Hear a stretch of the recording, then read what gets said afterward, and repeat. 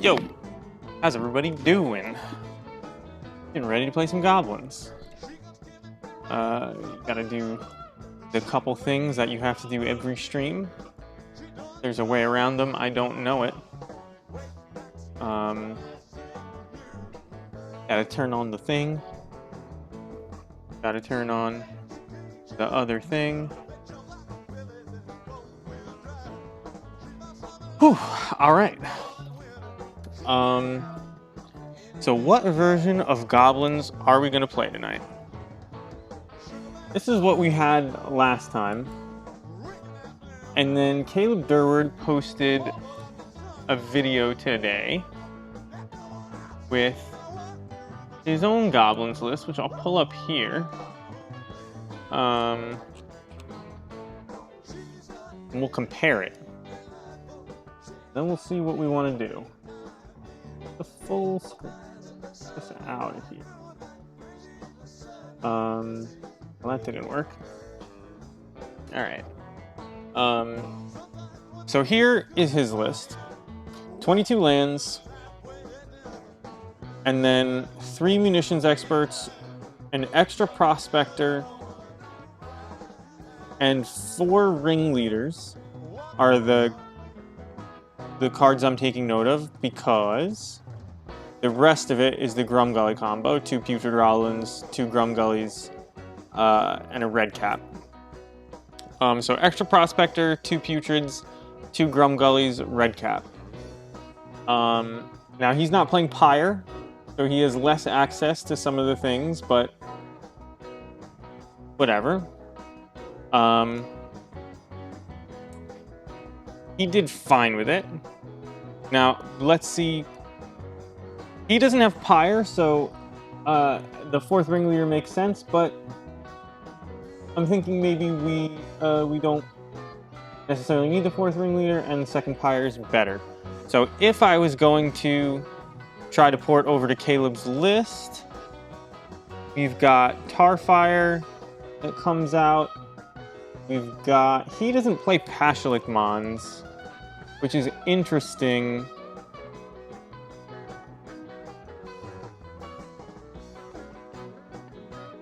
And maybe it's not good enough. He also doesn't have a main deck Crater Maker. He also has an extra land, but I don't think that's necessary. Somehow I have 5 slots, and I still have 2 Pyres. What am I missing here? Like, I feel like I just have way more space than he does, but now all I'm trying to get is 2 Putrids, 2 Grumgullies, and a Murderous Red Cap, and maybe an extra Skirk, but I don't think that that's necessary. I guess the extra ringleader. So, let's try it. Why not?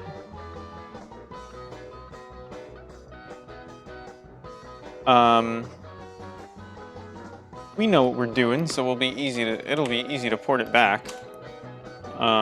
We've obviously tried similar things before, which is why we own all these cards already. And I've been hating all of the lords anyway. Mogwar Marshal is just okay. I think Crater Maker is too important to take out. I think it just does too much. So let's take a look at Caleb's sideboard. Sideboarding is something that's very difficult, and maybe he has a different take on it. He has Leyline of the Voids, which we tried. We just decided we weren't playing enough graveyard decks, and against the graveyard decks, we didn't even want to try to go for the graveyard. We were just going to try to combo. And it seemed to work out for us, although that Asmo is a really strong card. I have no idea what Plague Engineer is for. If anybody can tell me what Plague Engineer is for, I would appreciate it, because it doesn't make a ton of sense to me. Like, what do you care about, elves? How's it going, Adam?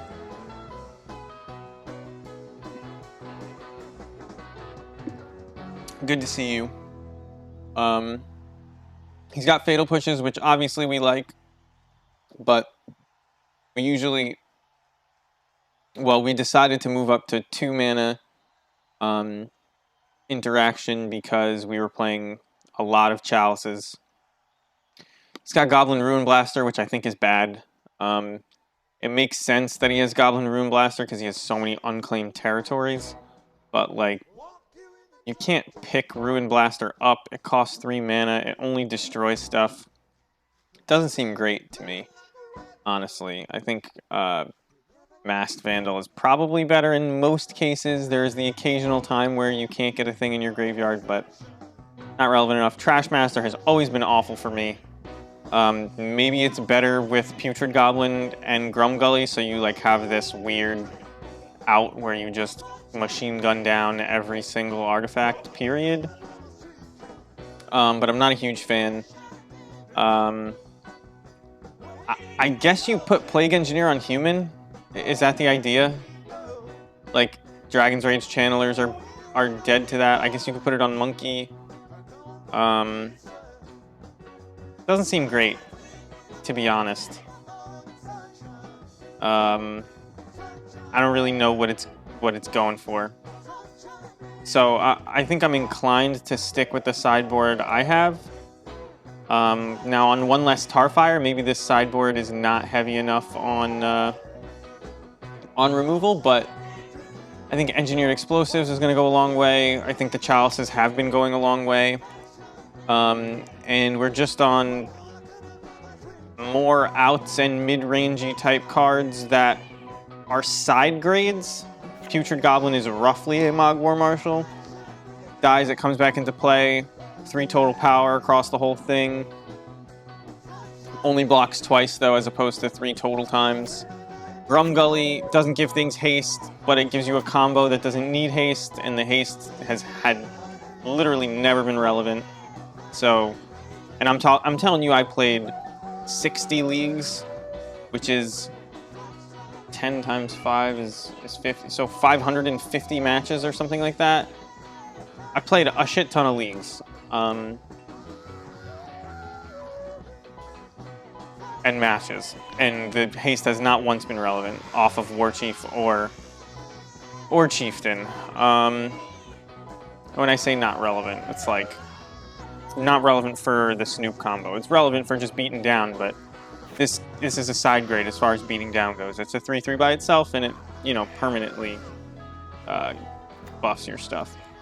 So we're gonna try this out. I'm really interested in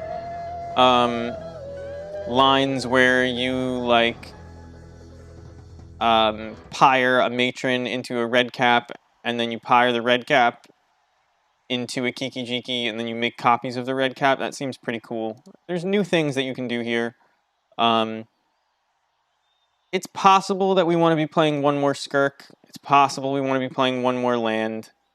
But I don't think so. I think it's definitely serviceable like this, and we're just going to go, we're going to do it. Not spending 30 event tickets. What's going on there? All right. Low on play points lately.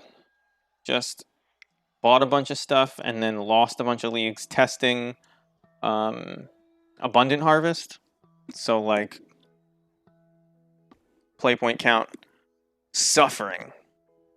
But we have something like 80, 60, something 60 to 80 tickets left, so. And that's just from treasure chests and drafts and things like that that we've won or opened good cards or whatever. I played in the sealed Over the Horizons qualifier and went 5-0, and then the wheels fell off and I lost 3 in a row, so I didn't qualify, which sucked. But I won 6 packs and joined a draft, and then opened a Ragavan in the draft. So that's where a lot of my tickets came from right now. And we're not suffering too bad, so we can continue to test without feeling too bad, without feeling like I have to purchase blue-red prowess to grind up chests. But how's everybody doing tonight? How's your testing been going? Also, I see that I get followers while I'm offline. I'm always curious how that happens. We won the die roll. It's a good start to the night. We have to fix our chat because MTGO is quality program. So turn 1, Vial. Turn 2, you can Vial and Hierarch. Then you'll have 3 mana to do the Matron, and then your Vial will be on 3 to find Snoop and untap with it. So this has the combo. Oh, wait. Isn't this a Goblins player? I feel like this is a Goblins player. Maybe I just saw them in Jim Davis's stream. So this hand looks bad, but it's actually decent. I'm gonna keep it. I think this may be a mirror match. In which case, this is maybe a bad keep, but just because their combo is as fast as ours and we kept a slightly slow version. Try and get our lands into play as painlessly as possible. But we have enough mana, assuming this Hierarch survives on the turn we need it to. And we may not need to shock anything into play here. And we don't. Would like to draw more lands, especially now that we have a Sling Gang. That's funny. I also find it funny that you watch on your phone and are able to chat. That drives me nuts. I just lurk when I'm on my phone. Alright, so it's Sterling Grove that we're playing against. So short of a solitary confinement next turn, we should have it, because all of their removal is usually instant speed. So we'll see. We have to grab the Snoop. We already have an expert anyway. And this is Bant Enchantress? What blue enchantment are they playing? Trade Winds, could be?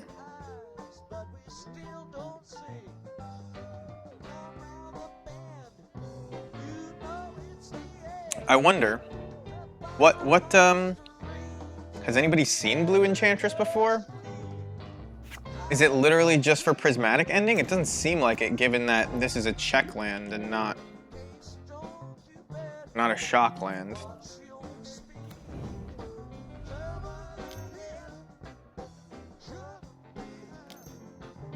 Although maybe that makes sense, because like you're never... Oh, that's pretty cool. I've tried that before. 9 lives. If a source would deal damage to you, prevent that damage and put an incarnation counter on it. When there are 9 or more incarnation counters on it, exile it.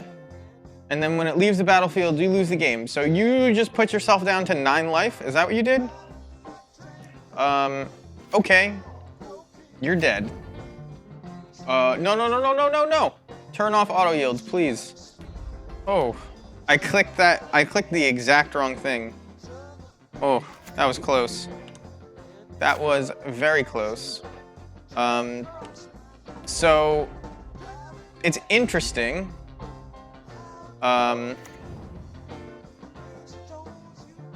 We can do this as if we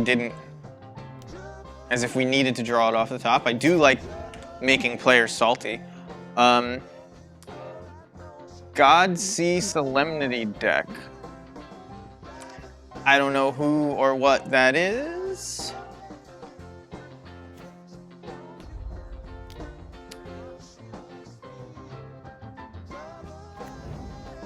Oh, Solemnity says you can't put counters on permanents. Is that what you're saying? Yeah. And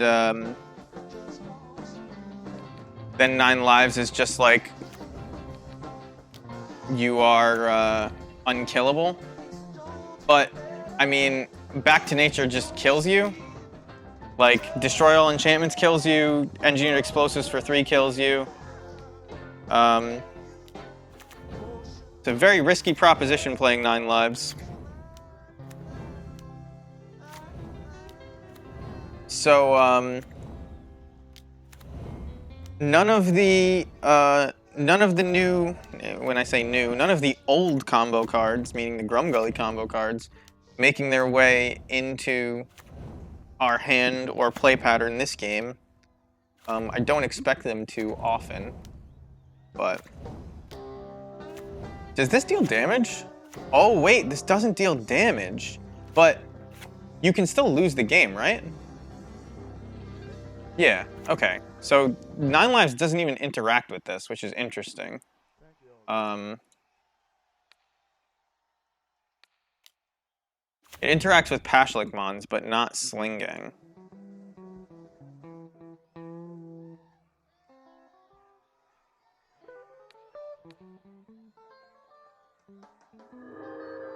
And I'm sure that would be very difficult to explain to a newer player. But that is a good guess, Adam. They said GG, well played. So we'll bring in our Masked Vandal. We'll bring in Engineered Explosives on 3. Their 3-color Enchantress deck, like, how good is Blood Moon here? It might be really good.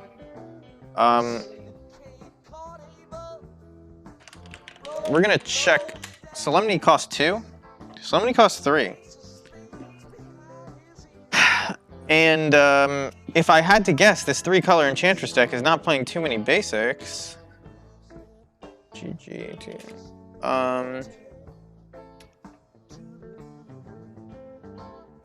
I mean, not knowing what's over there,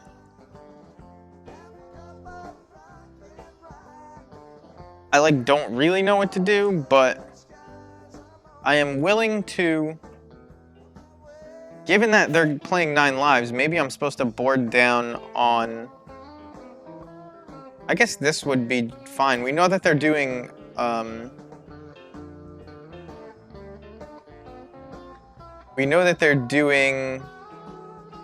like, we can guess that they're doing solitary confinement type stuff. And we definitely need to combo, like, in this matchup kind of quickly.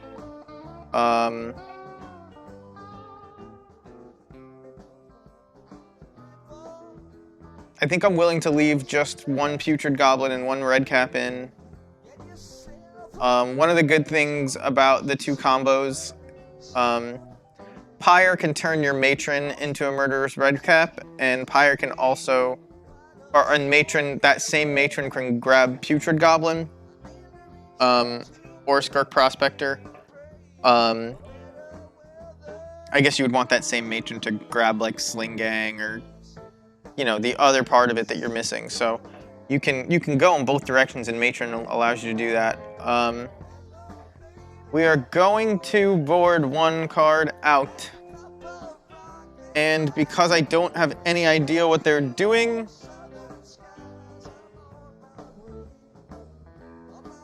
I'm gonna take out one of my legendary creatures. Grumgully, only one of you.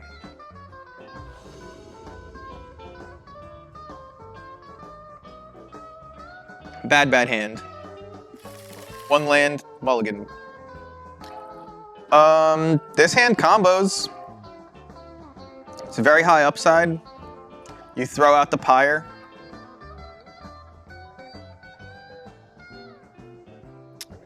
Maybe this deck, let's see.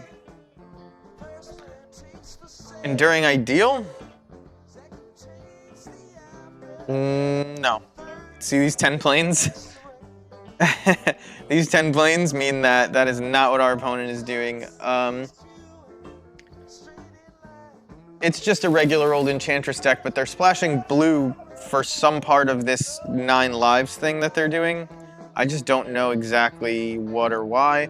Maybe you throw back the Murderous Red Cap and you keep the Pyre, because like you need to draw a lot more lands to make Red Cap good.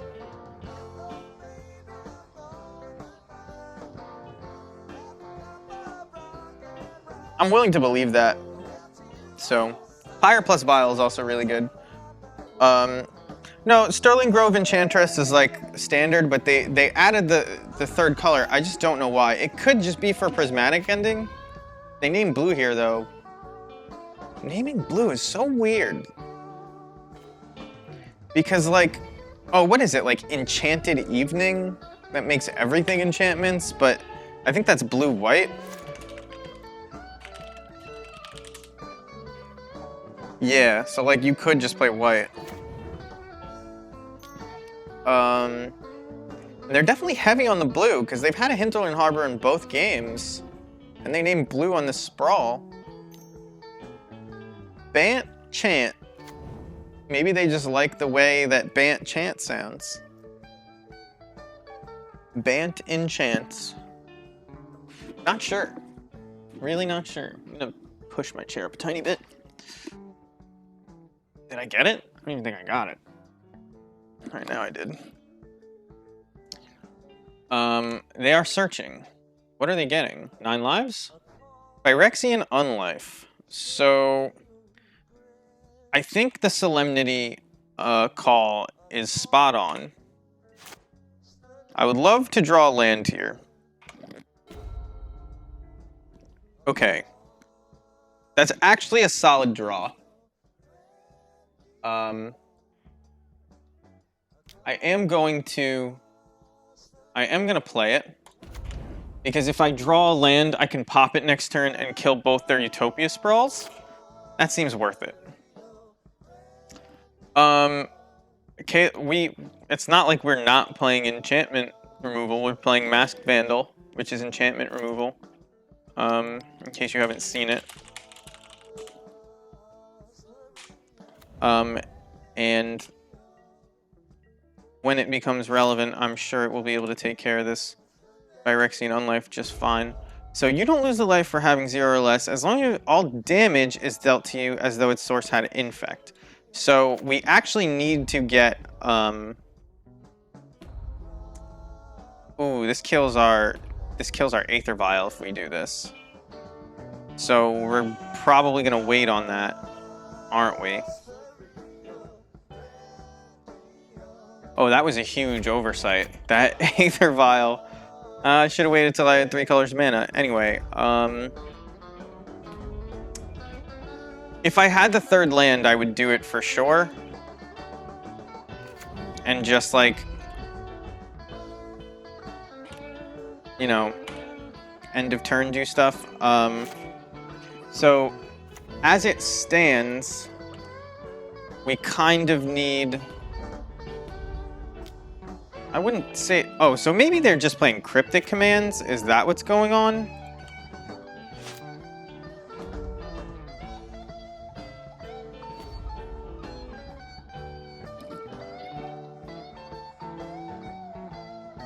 So we're going to be able to turn our Snoop tokens into something with this pyre.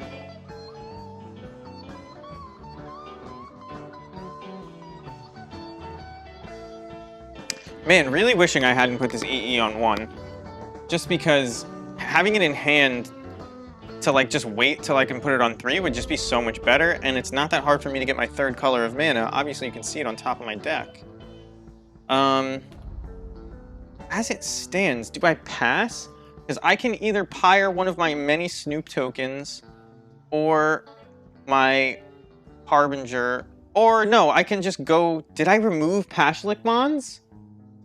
I think I did remove Pashalik Mons. So, what I need to do is I need to make infinite things.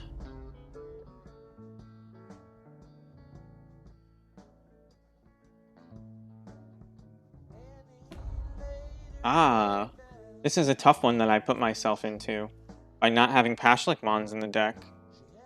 We did remove Pashalik Mons, right? I'm gonna check that. Yes, we did. Caleb, why? Why did I let you convince me? But we can just put them to like negative life, and then next turn we use Matron to get like a 1-drop or something, whatever we can to get Masked Vandal into play. I maybe I just have to wait so that I can actually make green mana here.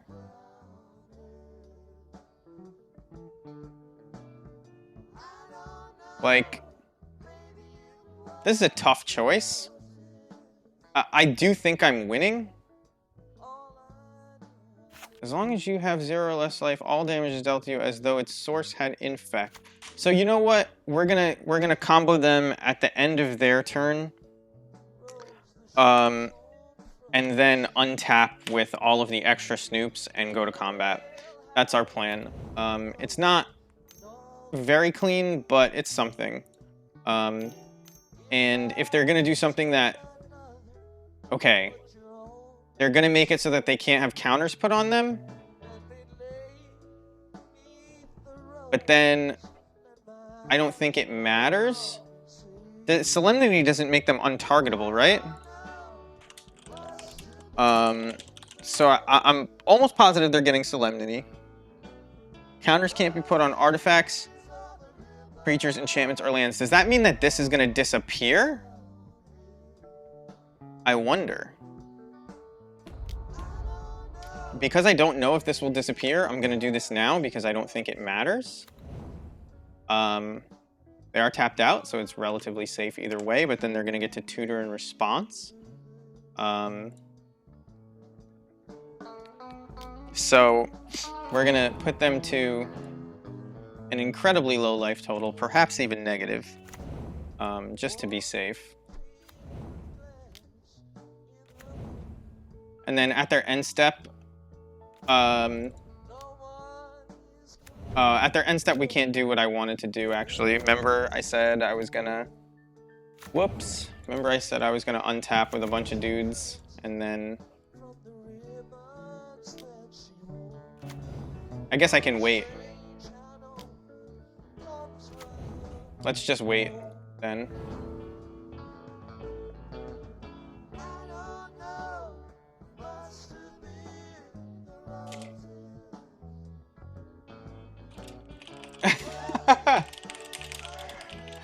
I think he F6'd. And then he didn't search. And now he can't play spells for the rest of the game.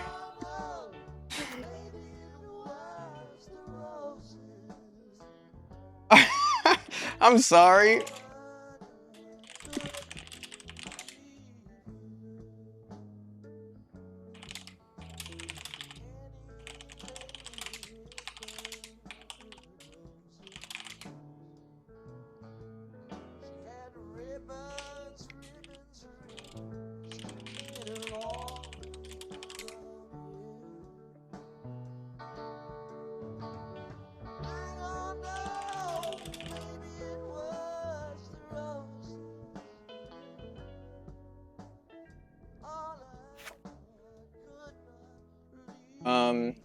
As long as you have 0 or less life, all damage dealt to you as though the source had infect.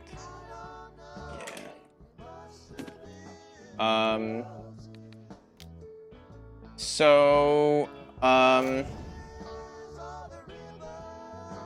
We'll keep doing this.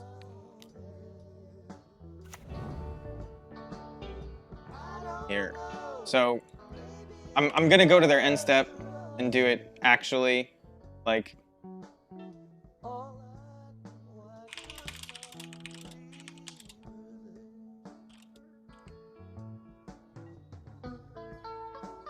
Okay, so now we have to make a million things.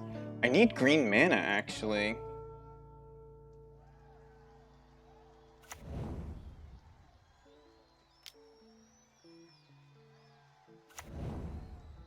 I need mana or a green mana. Oh, but I can have 100 snoops and I can put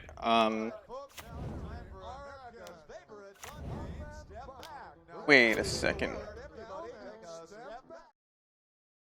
Why is it?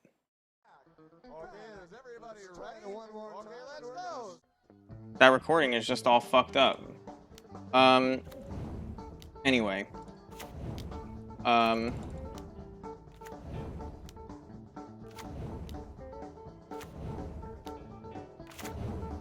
So that was like So why can't I just normal combo? Right now we're pretending they have Solemnity, which means that they can't get counters on this Phyrexian Unlife. And the Phyrexian Unlife makes it so that the Phyrexian Unlife makes it so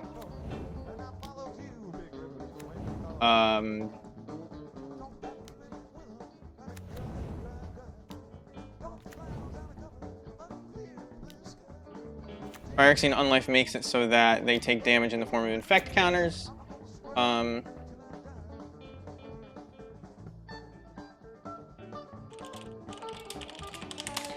You're right. Alright, so now we have plenty of these.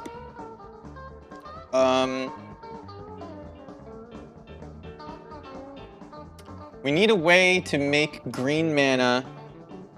I guess I can just vial in, yeah, so I have infinite mana here.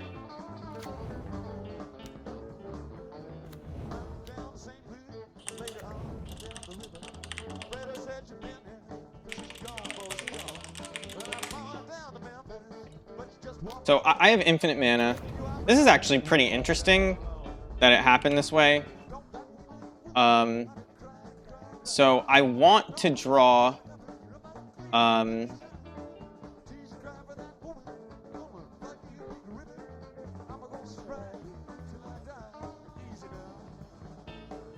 I want to draw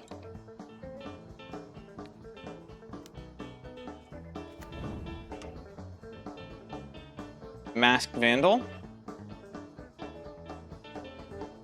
Yeah,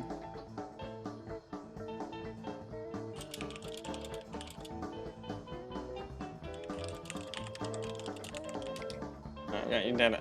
This person's asking if I want to go to game 3. I've got them really, really dead. They were pretending they have Solemnity in play. They accidentally misclicked through their Enduring Ideal.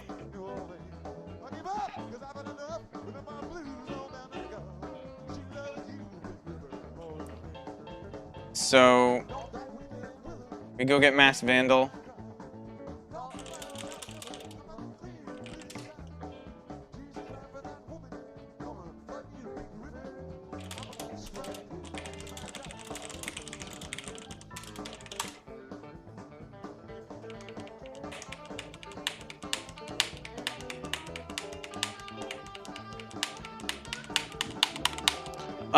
Yeah, we're trying it today, Grumgully. Or we're trying Grumgully today, Half Truth.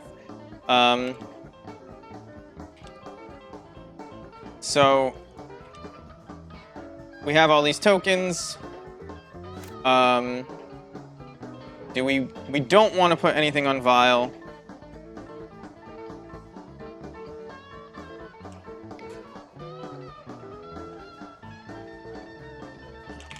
Good luck. All right, they're conceding.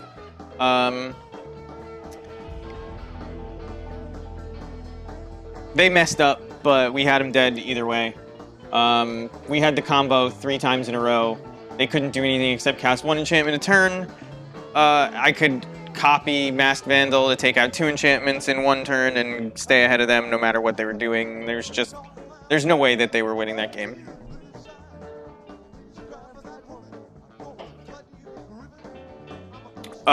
So yeah, this is the list we're trying. It's similar to Caleb Durward's list, but we're running 2 Pyre of Heroes, 1 less land, and 1 less Skirk Prospector. And 1 less Ringleader too. I don't know what I'm running over. I always think the lists are more similar, and then I get to like 3 or 4 cards different instead of just 1 or 2, or instead of just 2, and I'm just like, what's going on here? Why is it not lining up?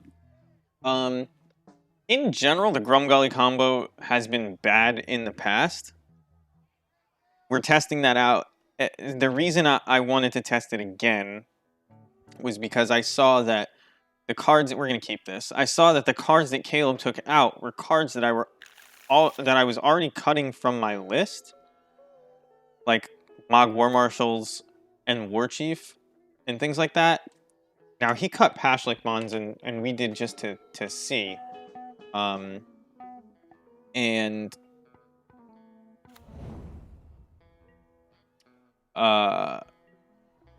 it was kind of relevant that game, but not really. We obviously had a way around it. Pashlikmons is really, really good on like much fairer boards. You can also do things. Oh my god, is it just Enchantress tonight? Did somebody win something with Enchantress? Like, why is this happening?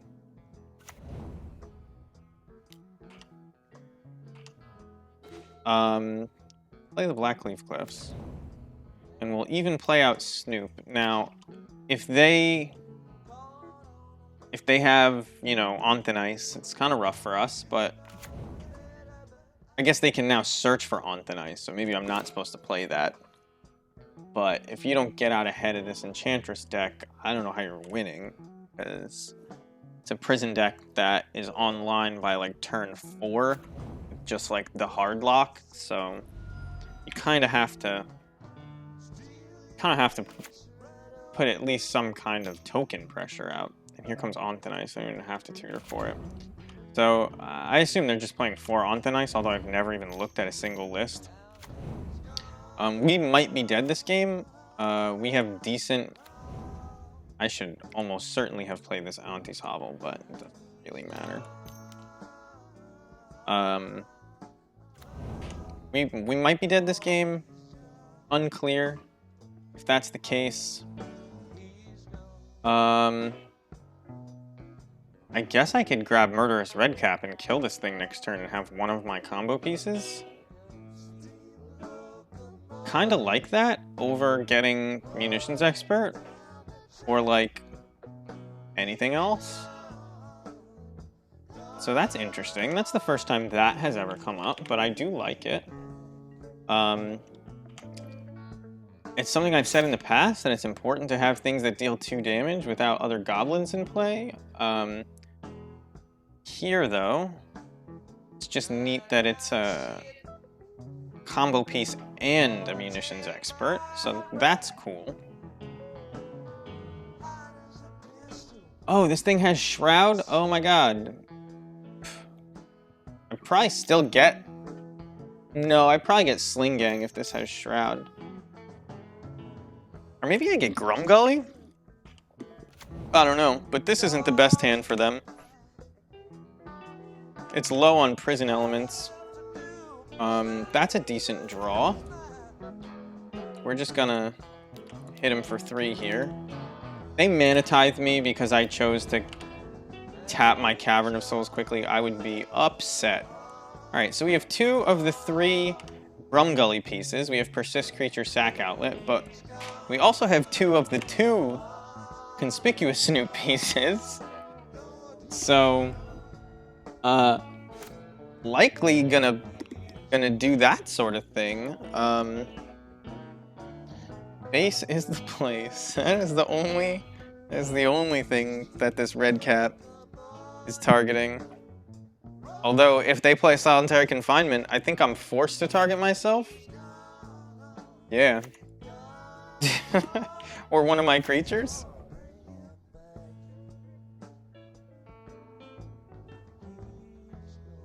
So we'll see.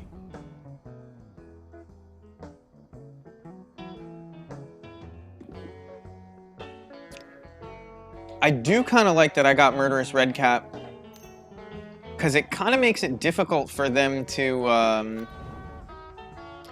man, we were 1 turn away from being able to get a swamp and not care at all, but, I mean, maybe these 4/4 angels are going to kill us even quicker, so. What would be the draw that gets us out of this? I guess a Pyre of Heroes? Pyre of Heroes would be pretty sick. Oh! You just gotta tell your deck what you need. Tell your deck what you need and it delivers. So that being said, as long as I'm not dead, and this is only 12 damage, if I play Pyre of Heroes,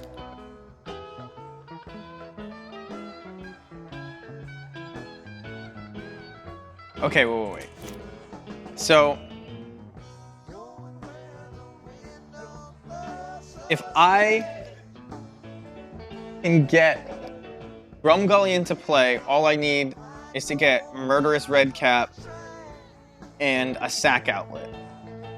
So Grumgully can come from this Snoop off of the Pyre, or I can play Harbinger plus Pyre, put Skirk on top next turn, or next turn, put Grumgully on top. No, I can't play Grumgully. I need to get Grumgully from the Pyre. So I put Harbinger, Snoop Harbinger, and Kiki kill during your upkeep. I can't play Harbinger. I have no black mana. I have only red mana right now, which is the tough part here.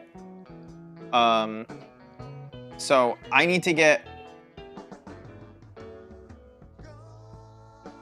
a Skirk Prospector. So next turn, I'm gonna need 2 mana to activate Pyre, and 1 mana.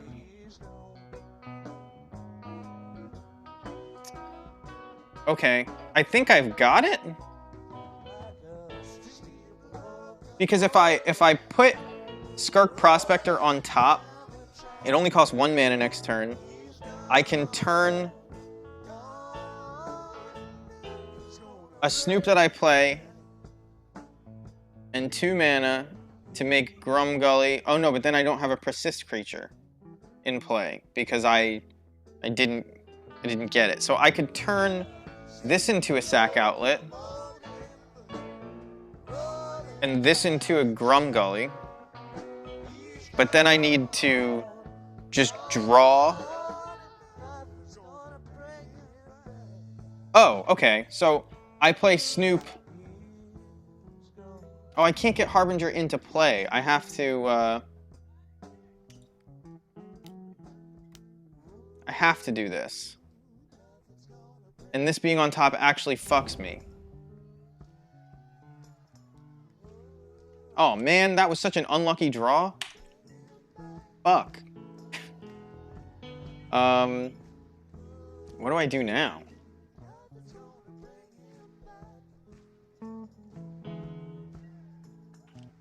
That was a really unlucky draw. I didn't have a line. I can survive here, but there needs to be something. Like, Matron can become the other Sling Gang if it wasn't on top. Ringleader can become Kiki Jiki. I wonder if they get solitary confinement here. Or if they get Onthenized. They should just get Onthenized, right?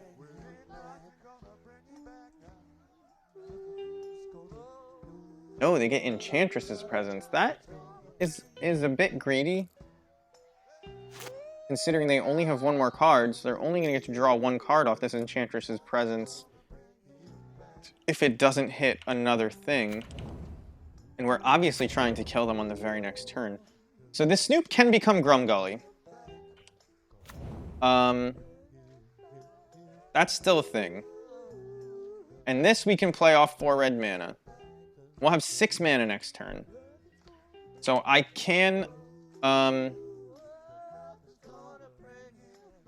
Man, I just need black mana. This actually fucked me. I had them dead, if not for the Sling Gang being on top. No, you can't Pyre during upkeep. Pyre is only a sorcery.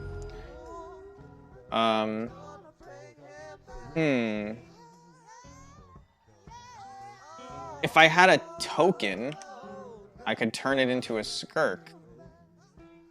I can't even play that off the top.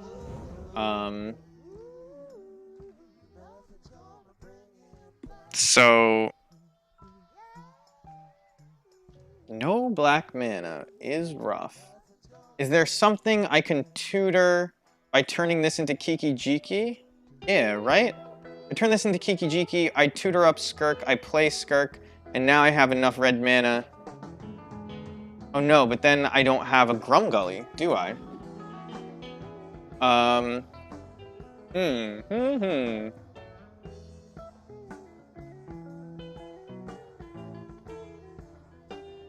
Can I gain enough life? No, right? Although they're not, at infinite life. So, like,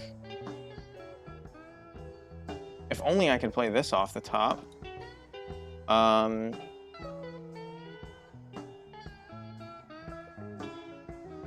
guess, what can I do here? If I turn this into Grumgully, this comes in, it does 3, not enough. If I play Ringleader, I turn that into a Kiki. I could just turn this one into a Kiki-Jiki. That costs me 2 mana. I tutor up anything in my deck.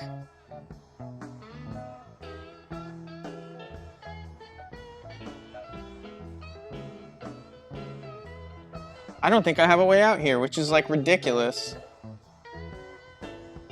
And it's only because I drew this. Ugh.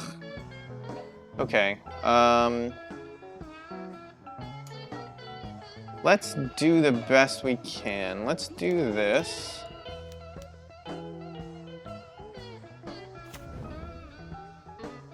So I can deal 2 to them, then 3 to them.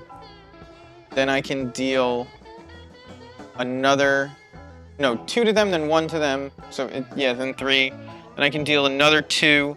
They go to 8. And I have a 2-2, a 2-2, a 2-2, a 1-1. Attacking.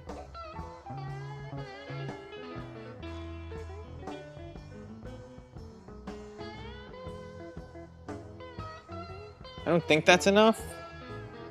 We're gonna do it. It might just barely be enough, and I'm miscounting.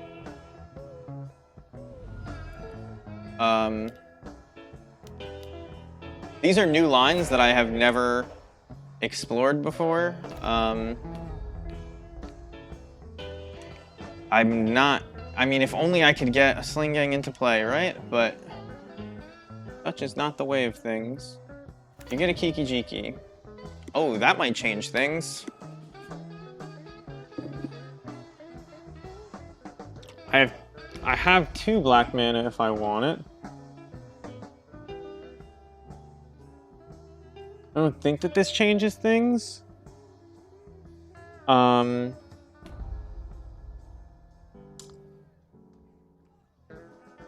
I tap Snoop, and now I don't have the Skirk, right? But I can go get the Skirk. If I go get the Skirk, but now this already has a thing on it, I'm just like 2 damage short every time. And 1 mana doesn't do it here, does it? No, it doesn't.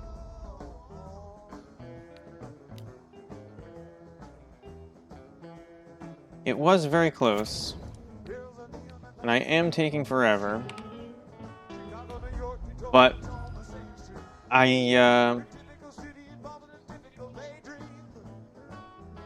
let's see what.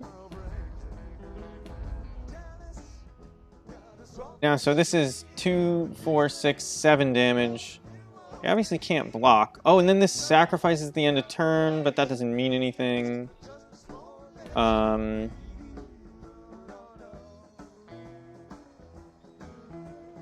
Maybe Skirk comes off the top? No. No, nothing we can do. That was so bad. If we didn't draw this Sling Gang Lieutenant, we had that game easily. And then I'm just like working through a million combos. So all of their interaction is on 1, other than making themselves untargetable. So I like bringing in Chalice here.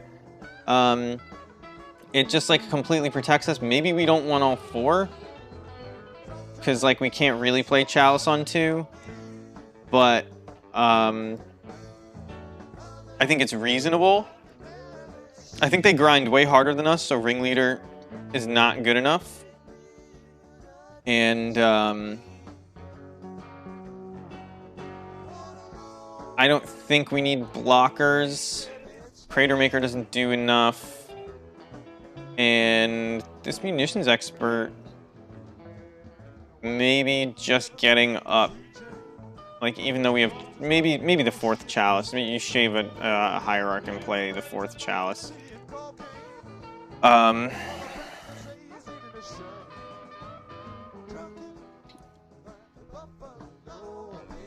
don't really like playing Chalice without playing 4.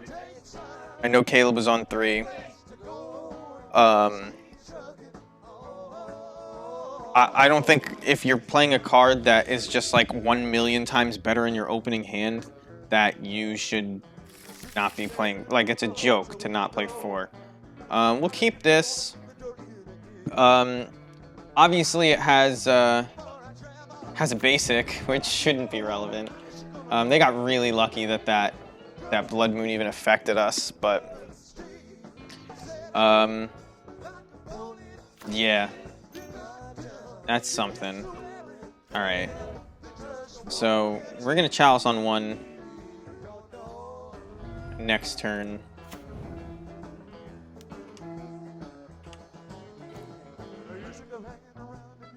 And if we can get them to I don't know what they're really gonna do about this, but if we can get them to play a Blood Moon and then slam this Swamp, that'd be pretty good. But they're not gonna play Blood Moon. It would be pretty silly of them to continue on the Blood Moon plan against a mostly red deck, but you know, the mana isn't as good in Jund as it is in Black-Red, so we'll see. A Banishing Light takes care of this, right? So here, we could get Snoop. We could play Harbinger. And just like put, I don't know. Like, there's no reason to go for things other than the Snoop combo, right? Like, it's not like it's mana efficient to do other things.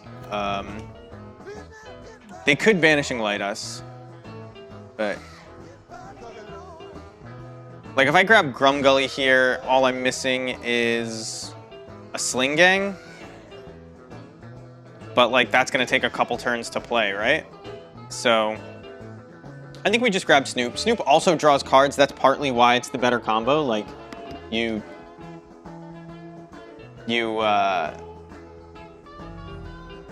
they can't let it stick for so many reasons. Like, it's good when you're top decking and you don't have the other combo piece, but it's also obviously a game ender if they don't deal with it. So, if they had a bunch of Utopia Sprawls, they're out of luck. It doesn't look like they did. Munitions Expert not dealing with that. They're gonna have 1,000,000 mana one way or another, even if they had a bunch of Utopia Sprawls. Pyre's a good get. I've always liked that Putrid goes into Pyre twice. That has always been a fan. I have always been a fan of that. So I'm gonna play Snoop. We're gonna see what's on top. It is Grumgully. So instead of playing Pyre, I'm gonna play Putrid Goblin. Now, next turn... Oh no, I should have just played Pyre. Although no, because if they kill Snoop now, somehow... we have, like... Harbinger for... we have Harbinger for Skirk. and then play Grumgully and Skirkin the same turn on the next turn. So, like, you know, there's a lot of ways forward.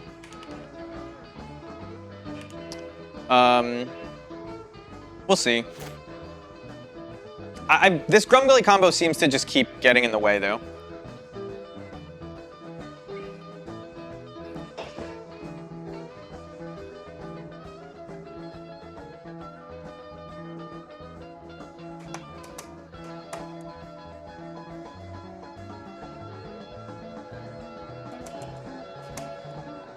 Also, you can pyre the Putrid away to get a Matron to then get another Snoop and play that again. So, like, we might end up doing that depending on what they play here. We also might need to grab Masked Vandal and then make copies of it somehow. Banishing Light. What do you target? Because there's a lot of good things in play here. They get the Chalice, so on thin ice incoming. I imagine it hits the Snoop.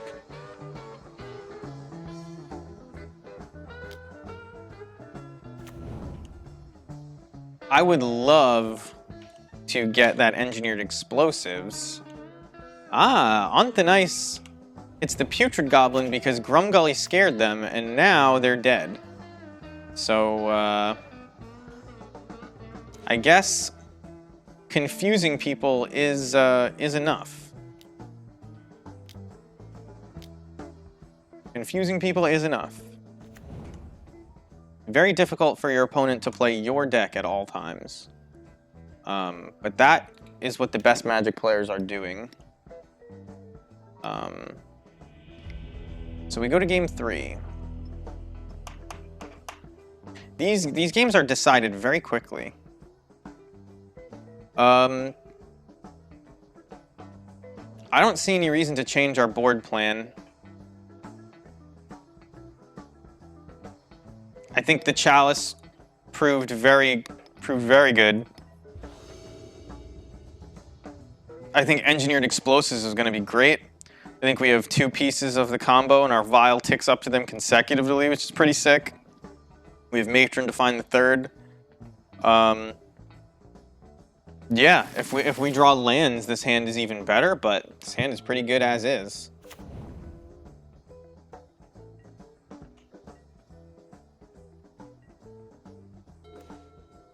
That is not a good draw. I'm just going to shock in a Stomping Ground. We'll play this Vial.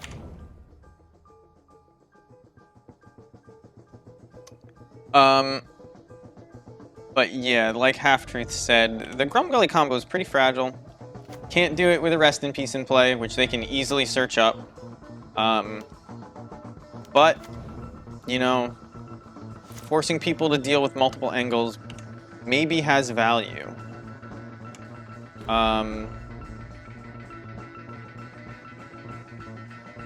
So what I can do... They don't know about any of our cards, but I have to reveal one. Am I going to play Engineered Explosives on 2? Or am I just going to play Snoop here?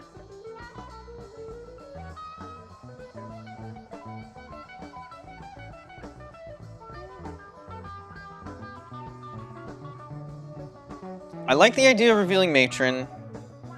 I also like the idea of waiting to see what Engineered Explosive should go on. So, even though my Vial is going to tick up to 2 next turn, we are luckily drawing this Stomping Ground so we can, like, Matron for whatever is necessary.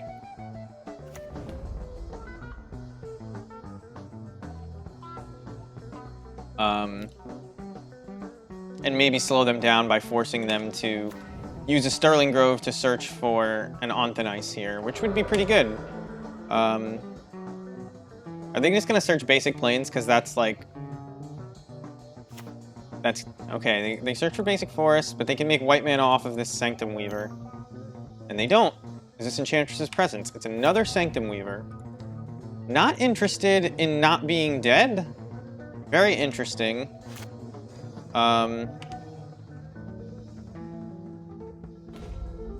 Man, do I wish that that was... Man, do I wish that that was a Boggart Harbinger on top so I could punish them.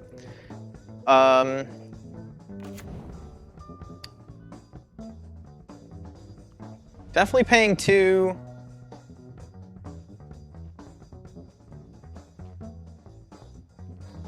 I can't play and sack engineered explosives. So we're gonna play the matron.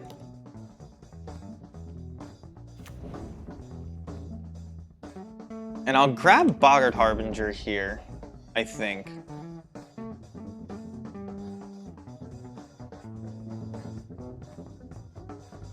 No, they're gonna do something wild next turn, aren't they?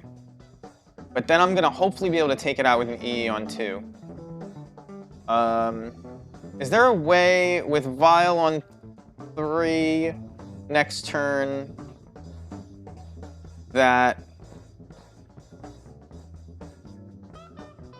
With Vial on 3 next turn, I Vial in Grumgully. No, there's no... I guess you get Skirk, you Vial in Grumgully, you sack your whole board, and then you play Redcap. I think that's actually a pretty good idea. So I'm gonna grab Skirk. And I'll hit them for 2 because it's vaguely relevant.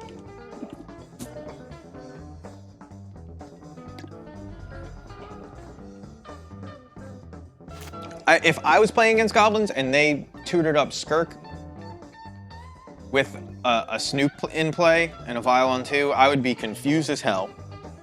I don't even know if this is correct. But... Oh, will I even have enough mana? Violent Grumgully, Skirk, 1, 2, 3, 4. Yeah, I will have enough mana. Alright, so there's Solitary Confinement, which... that's pretty bad for us. But they don't have any Enchantress effects in play, but they have 1,000,000 mana.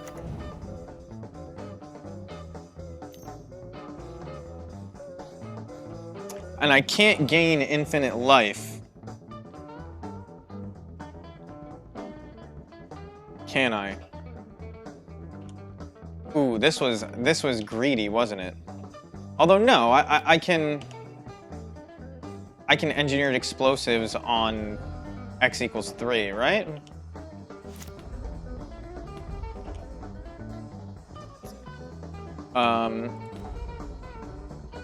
Oh!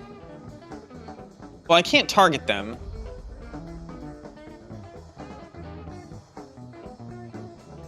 Can't target them, but...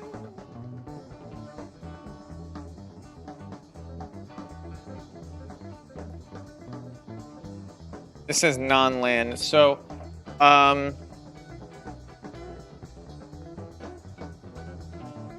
any target, these all have Shroud because of this. I can make infinite mana, right?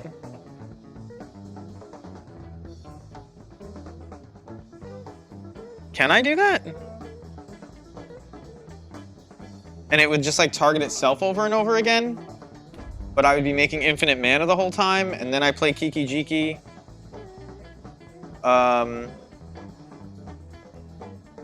Alright, we need to get this,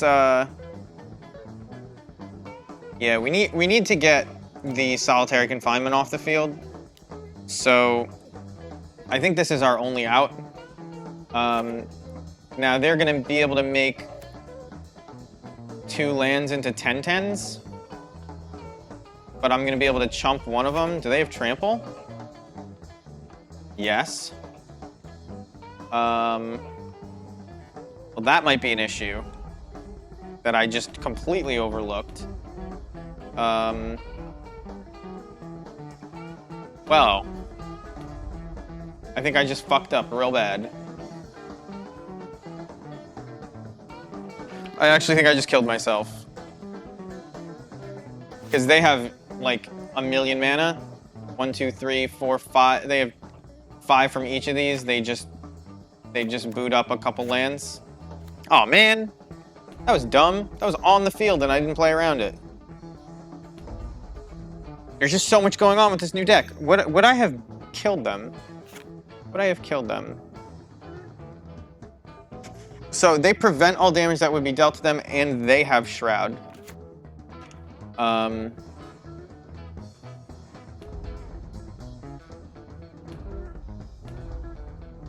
So I can turn these into smaller creatures, which I think I have to do.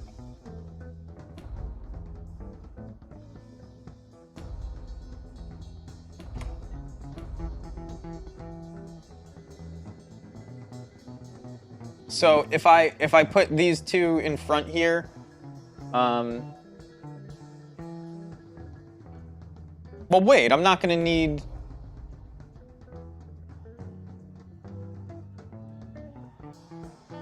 So if I destroy all the 3 enchantments, these get 1 smaller, so these become 2 4/4s. And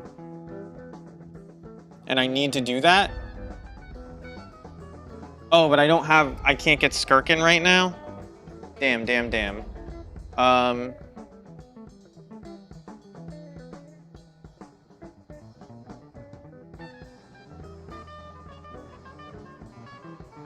So I think I just block the way they attacked. And we kill them next turn?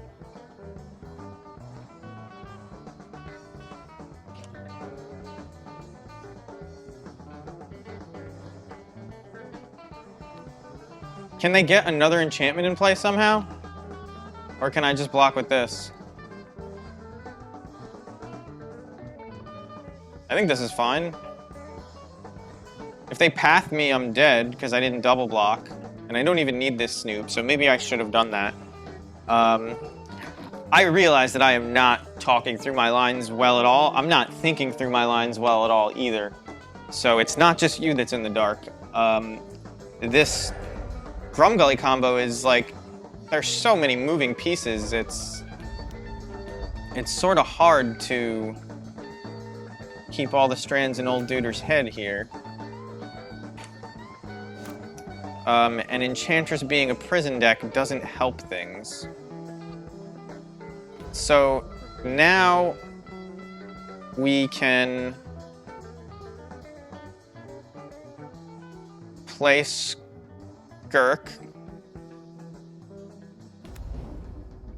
We can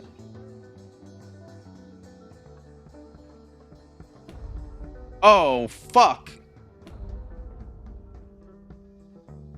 This kills Grumgully. Engineer explosives on 3.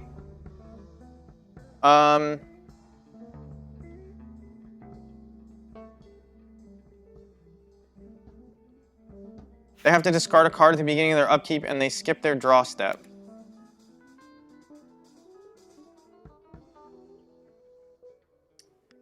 What do I do here? I can make infinite mana, right?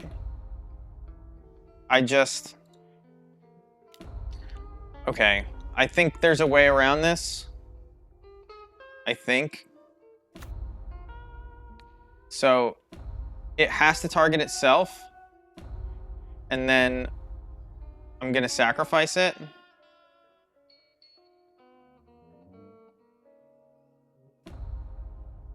And I make a mana every time.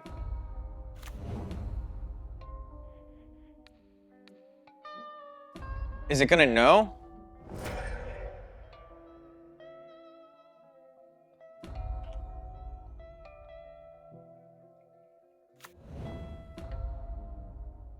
Nope. So, I think this works. I'm not really sure. I should persist this. Or I should yield to this persist trigger.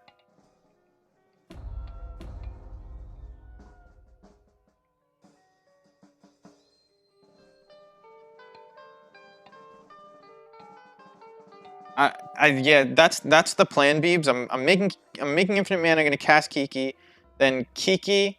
Oh, Kiki says non-legendary. Fuck. Oh, Kiki says non-legendary. Are we just dead? We might be dead to Kiki saying non-legendary.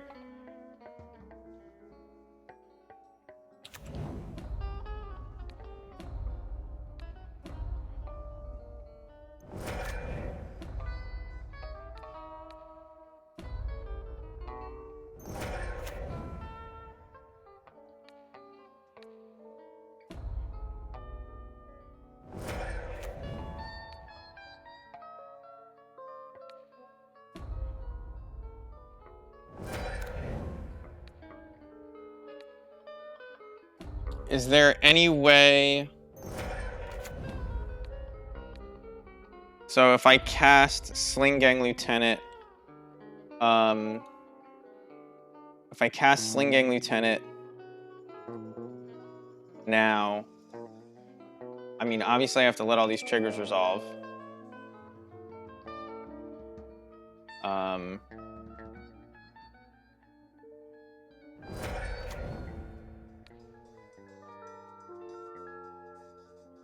Oh man, I have to target something else to end this? Fuck. Alright, let's target Drum Gully once.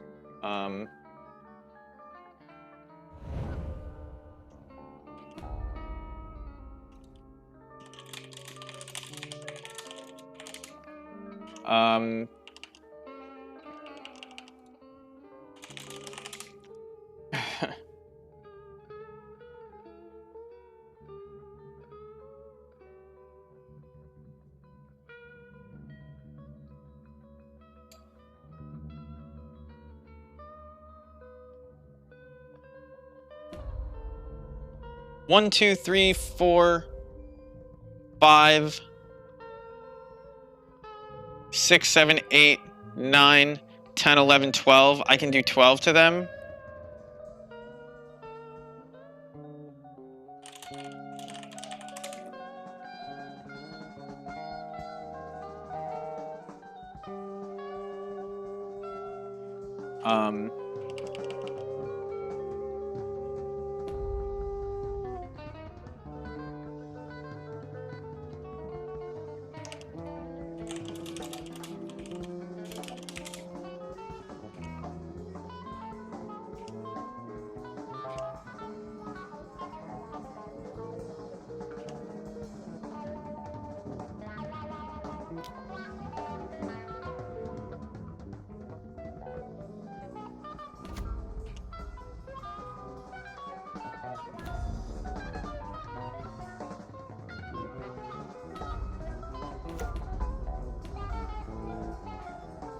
So now...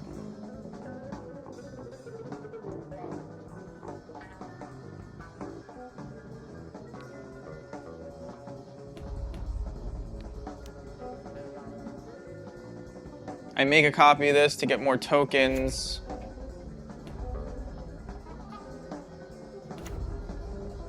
I kill Grum Gully.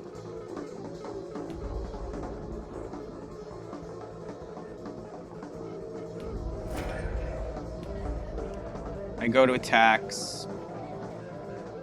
I think they're dead.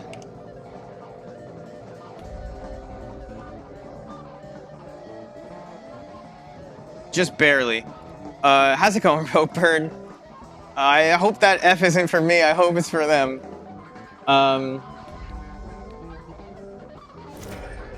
Yeah, so they're dead. They take 2 from here. I sack this, it comes back, I kill them.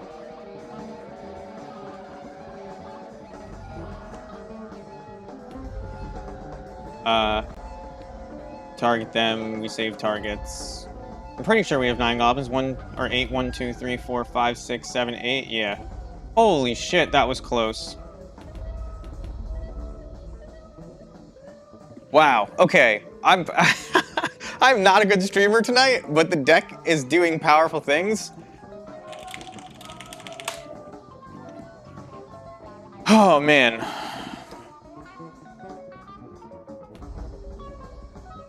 This is 1, 2, 3, 4, 5, 6, 7, and here's the 8th trigger.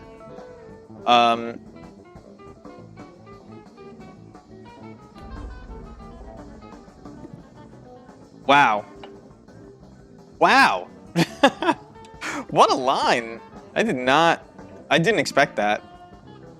I did not expect that to be the way this went down.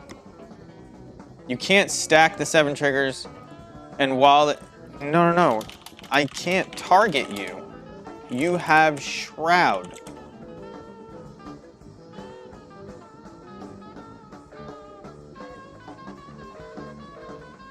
As soon as I kill EE, as I pop EE, the red cap stops coming back because Grum Gully is gone.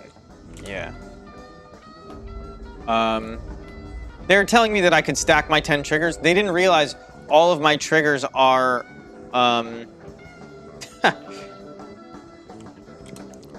all of my triggers were like, so Roper, I don't know if you were here for that, but what we just had to do was, because they had Shroud, we had to play our Murderous Red Cap and continuously target itself with its ability to make infinite mana, because they had Solitary Confinement in play, which gives them Shroud and prevents damage to them. So we made infinite mana. We had an Engineer Explosives on 3, but we only put it on 3 because we didn't realize that Grumgully also costs 3, and that's an important part of our combo. So we probably wouldn't have gone down this route had we realized that. But what we did was we made infinite mana by continuously targeting the persist trigger, or the damage triggers from Murderous Red Cap on itself, sacrificing it for mana. We played Kiki Jiki and Sling Gang Lieutenant from our hand, with the infinite mana, which gave us just enough tokens after killing. I actually would have had 1 extra had I done it properly, because I would have sacked Grumgully. Oh, no, because I couldn't target them. We had just enough tokens after making a copy of Sling Gang with Kiki Jiki to actually drain them out and attack them. It was, no sir, 2-0. Person just asked me if I was 4-0. They were hoping? What do they want to split?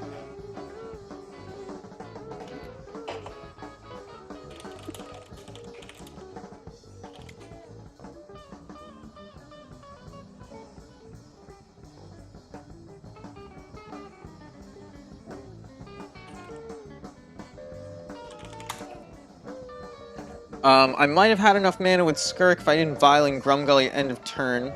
Untapped, popped EE, cast Skirk, Grum, Violin, Red Cap. I think you're right. I think you're... Oh wait, no. No, I don't think you're right. I think we talked about that. I think we talked about it and it wasn't possible. It's worth going back and looking. I think we keep this hand. Noble, Vile, Pyre, pretty good.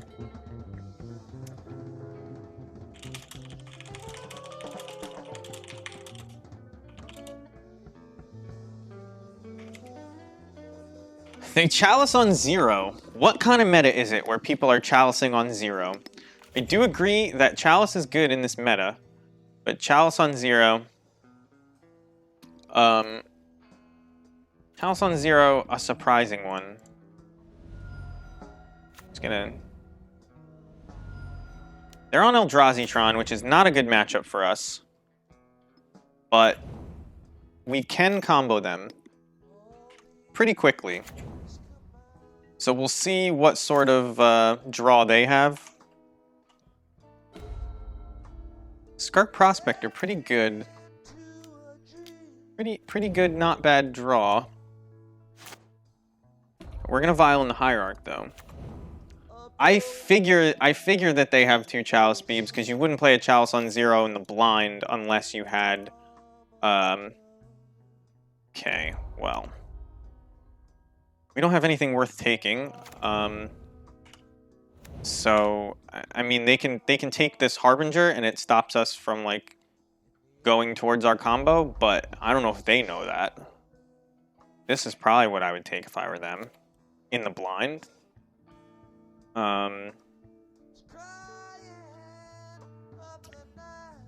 But yeah, I figured they would have a Chalice on 1 if they started with 0, but it is just good against all of the Mishra Vials running around.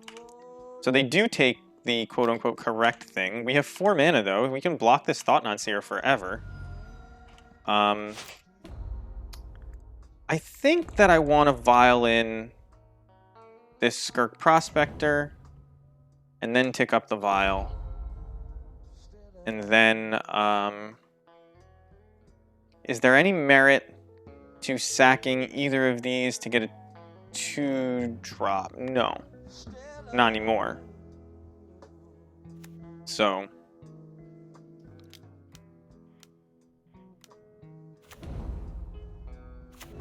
now I could turn our Sling Gang into a Kiki Jiki this turn if I wanted to. Doesn't seem worth it. I could also turn the Skirk into a Snoop this turn if I wanted to. Maybe have been worth it. But I think just having good results with this deck. Thought you were playing and found the goal to open for Goblins? What?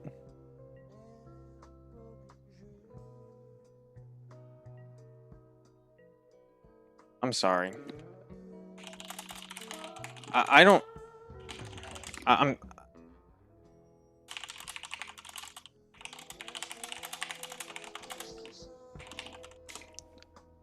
I think they meant the meta? Is the meta too open for Goblins? I could show you guys what they wrote.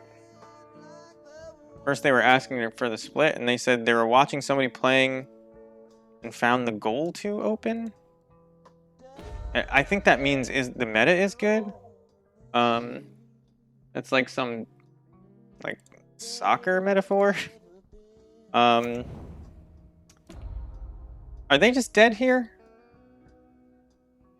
No, I don't have any hasty stuff. I do have a sack outlet, and I can turn one of these into a putrid goblin. So if I just get Grumgully and play it, they're dead? Yeah. Oh, wow. Okay. I didn't expect that. In this new goal, Goblin... Oh. Yeah. The answer is no. Goblin seems bad. The word you're looking for is not goal.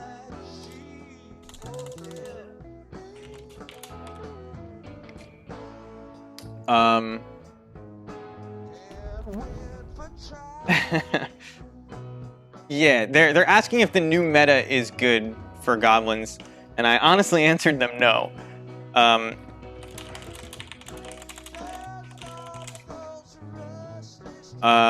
So we use this, we get Grumgully, green, black, red. We pyre this into Putrid Goblin. Now that's something that, you know, I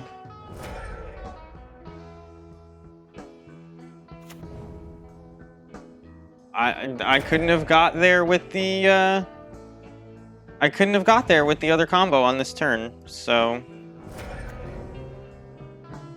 this is it's worth it seems it.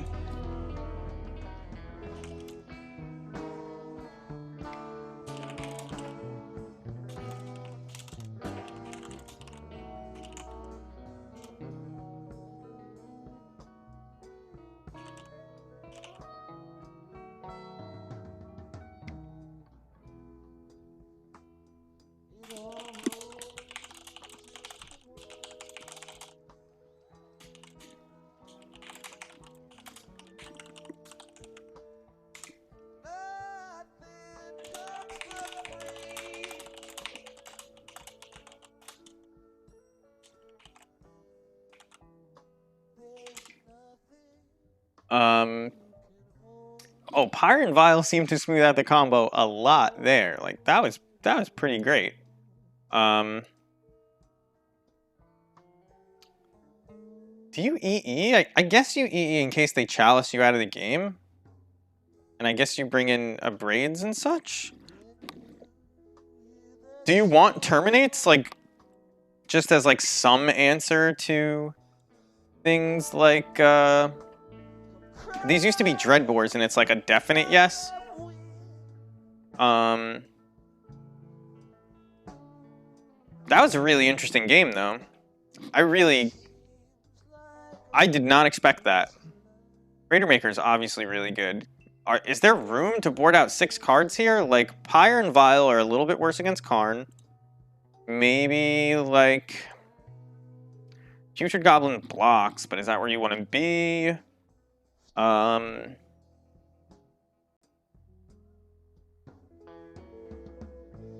This is a tough one. I guess you take out Red Cap? Because you don't need Red Cap to win. You can just get Sling Gang. And then you can, like, maybe shave a Harbinger. And I think Munitions Expert is... Maybe Munitions Expert is okay. Oh, is Masked Vandal just bad? I don't think Masked Vandal is good enough against E-Tron. And you know what? A Braid probably isn't good enough either. Like, I have Crater Maker if I need it. This Terminate is sort of a hedge. I don't know exactly what their sideboard plan is going to be. I'm comfortable doing this. If it's off, and it is off, it's by 1 or 2 cards. But this is a good hand. Now, I actually lock myself out of a lot with this hand. Like, I cannot do either combo once I put this Blood Moon into play. And it's a turn 3 Blood Moon. So you know what? This hand is not that good. This hand is a lot better, just in general. I don't really like one-landers. I think Engineered Explosives was a super hedge against Chalice anyway, and our hand gets around Chalice by having Vile. So, Grafdigger's Cage stops Persist. Yeah. Okay. So we have to do the old school good version of the combo. If we're going to combo, or we have to kill that Grafdigger's Cage with this convenient Crater Maker. Matter Reshaper. Not the best card, but a card. Unfortunately, I'm taking 1,000,000 damage off my lands this game.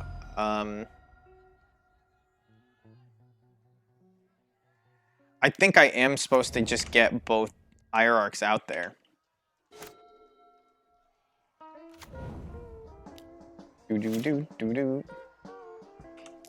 Now, maybe I should have, like, prepared for a Hierarch draw, but I don't know. I mean, they have to take Terminate or Crater Maker here, so I can kill this Thought-Knot Seer if I want to, no matter what.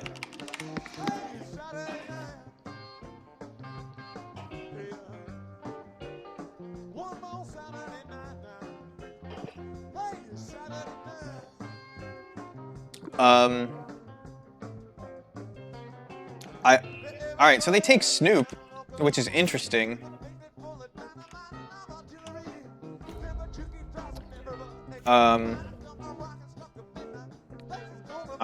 I'm just gonna draw a card first.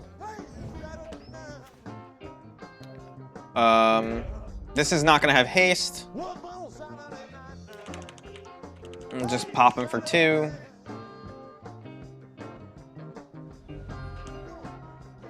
We obviously need to draw something good here. Blood Moon wouldn't be bad now that we have this Bloodstained Mire, but they might just get too much stuff in play. So we vial in the Crater Maker because it's about to stop working because of Karn. I assume they're gonna grab Walking Ballista here and then we're like completely fucked. President comes on the news and says I get no satisfaction when I sing the blues. If they don't get Walking Ballista, that's probably a mistake.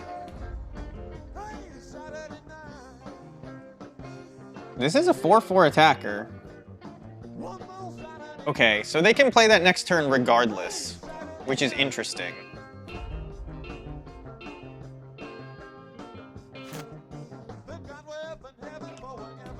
Definitely put a counter on this. That is also very interesting. I mean, no way I'm not attacking Karn the Great Creator for 4 and killing their Matter Reshaper. They do get to draw a card, but I'm gonna get to kill Karn here. Whoops. Let's grab a Swamp.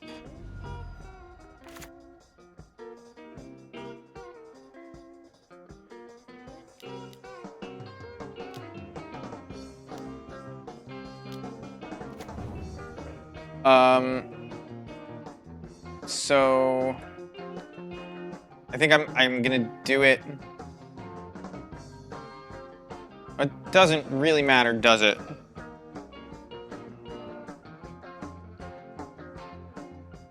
Because I can't stop them from killing whatever They got a Reality Smasher? That's not good for me.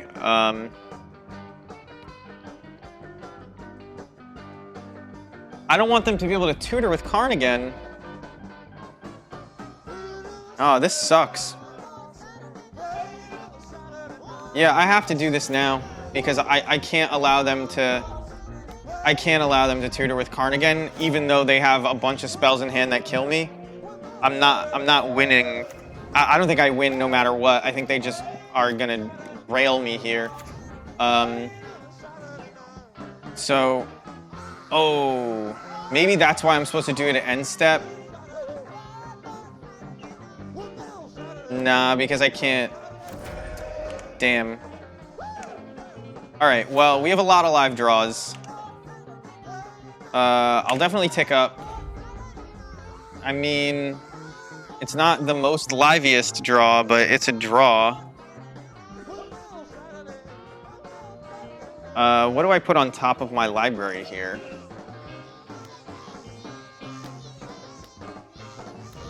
They're gonna Reality Smasher us. What would I love to draw? They might boat us, they might not. I guess I want Ringleader because I just need many cards to get out of this. Although a Sling Gang Lieutenant is pretty damn good if my Kiki Jiki doesn't get bolted. This you need to crew for 3. I didn't bring in Masked Vandal. So I think I just need to get Ringleader, which means I'm likely losing this game. But, I mean, that was already the case, wasn't it? There's really no reason to attack with anything other than the Kiki Jiki, so I'll just attack with the Kiki Jiki.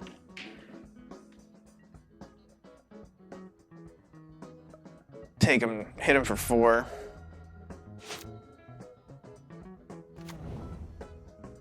Maybe I was supposed to put a Snoop on top? Oh shit, am I stupid? No, because they're gonna bolt one of my creatures no matter what, and it's not gonna be my... It's not gonna be, my Hierarchs. Yeah. I need all 3 of them to get it done if I put Snoop on top, but if you put Snoop on top, you make a copy of... Oh no, it doesn't even do it. I always think it does it, and it never does. Oh, I'm just dead? Yeah, that's, well, trample, haste, flying. Yeah, I'm dead. Can't beat that. 90s MTG, rating with a party of 42. Were you guys playing a 90s tournament? Is that what you were doing? 94? 90, or, you know, whatever, old school Magic? This is not an old school Magic deck. This has a bunch of the mistakes of the later years in it. It has that ugly frame. It has... What else does it have? I don't know. Is Chalice. That's a pretty old one, though. Moderately Anonymous MTG. Thank you. Thank you for the follow. I promise not to tell anybody that you are here. Keep it as anonymous as I can. A Braid and Mass Vandal seemed decent there. Maybe Mass Vandal seemed better than a Braid. And maybe it's... that Terminate was okay, though. I mean, hopefully we're going to get to Blood Moon them really early. I think, first of all, I should have done this the first time anyway. And then maybe we just cut another Harbinger. This is a tough one. I don't know. You know what? We're not going to get more than one chance to go for this Grumgully combo, and blocking with Putrid Goblin seems good. Techno Mage, thank you for the follow. For those of you who are new here, yes, this is what we do all the time, Goblins. And this hand seems pretty decent. I mean, it's probably weak to Thought-Knot Seer. It doesn't have Blood Moon. What can I do with it? I can Ignoble Hierarch turn 1, and then I can Matron on turn 2, or I can Noble again. Then I have one of my combo pieces. I get to search. I guess you could get Sling Gang, which is great in the matchup anyway, and then eventually get a Grumgully. Now, you can't Matron plus any of those things in a turn yet. There's probably better hands than this, but as far as hands go, it's tough to throw back Double Noble. So I think this might be a can't mull, can't win hand, which Goblins has a lot of. But anyway, this is what we do all the time. We play Modern Goblins. We're on a new Jund build, and I say new to differentiate it from the old Jund build of the last week. But I'll pull up the deck real quick while we wait for our opponent. Caleb Durward posted a video with a similar list. It was like a couple cards off of the list we were playing, and there were cards that I already wanted to cut that Caleb cut for the Grumgully combo, which is the old list. So we added these 5 cards to our list and cut like some nonsense, like War Chief. We cut a Pashlik Mons, which isn't nonsense. We cut some good cards, though, but a lot of bad cards. We traded Putrid Goblins in, or we traded Mog War Marshals in for Putrid Goblins. And this is what we came up with. What is going on here? It's in the absolute worst spot. But it's been going decently. We are 2-0. We played 2 Enchantress decks, actually. That's how we ended up here. So I could Matron this turn, but then we can't attack, and we have less mana next turn. Although next turn, if I draw a land, I'll have 5 mana, and I can Matron plus, I guess, Munitions Expert, Mass Vandal. Maybe I'm just supposed to Matron this turn and grab, like, Grumgully? Nah, I think this is correct. I think getting as much mana as I can and playing around Chalice on 1 is probably good. And we get to hit him for 2. So it's a win-win-win-win-win. The 360 win. 2 power plants for the E-Tron opponent. There you go, playing around Chalice on 1. Munitions Expert is a decent draw. I can now Matron, still hit them for 2. What do I even get, though? We have a Persister. Persist. Or we could just pop them for 2, but that seems bad. So we're gonna Matron. Pre-combat because they're tapped out and we play bad when our opponents are tapped out. I could get Sling Gang. It's the most expensive sack outlet, but it allows me to just play a good card in the matchup, right? And I'm pressuring their life total. I think I like that as opposed to the other option is get Skirk Prospector. Maybe even play it this turn, but get Skirk Prospector. The next turn, you can play Grumgully, and then sack a bunch of your board to get Murderous Redcap. Oh, but Skirk Prospector you can't actually get into play because of Chalice of the Void, and we don't have our Cavern. So Sling Gang it is. Decisions made for us by our opponent. That means they're in our best interest, I'm sure. This hand is shaping up just fine, though. Having a Sling Gang seems good. We can actually attack into... Nah, I guess we just become a 3/3. Yeah, I mean, they're always there to help. So I can play Murderous Redcap here, and that gets me one, piece of the combo in play, of a combo in play. I can Matron for Snoop, and get that going.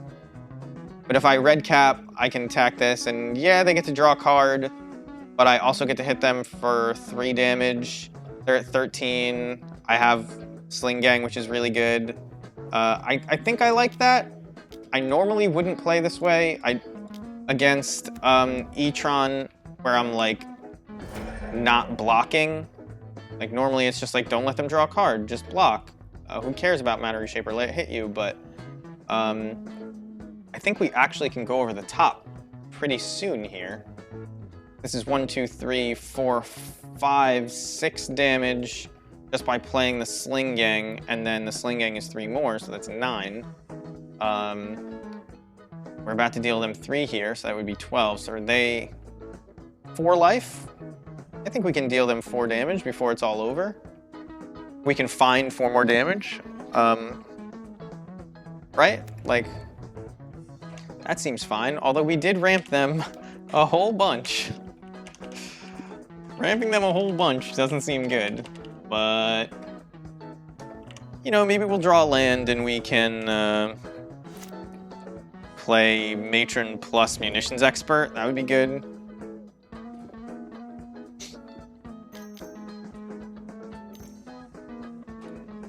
Let's see what they've got going. They have all the mana they could want for Eldrazi. This is colorless Eldrazi spells, right? Yeah, not just colorless.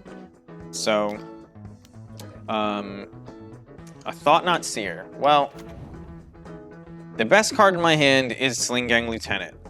However, Munitions Expert does kill Thought-Knot Seer and cause them to take 4 damage. Unless they have... They don't play 2-drops. Is Eldrazi Mimic banned, or is it just bad? For those who don't remember Eldrazi Winter. That was the 2-drop of Eldrazi's choice. So they did take the best card in my hand. A 2-drop off the top would be good. It's not really relevant here. Let's see if we can draw a different 2-drop, since I wasn't specific enough with my deck. Or land. Land would be great.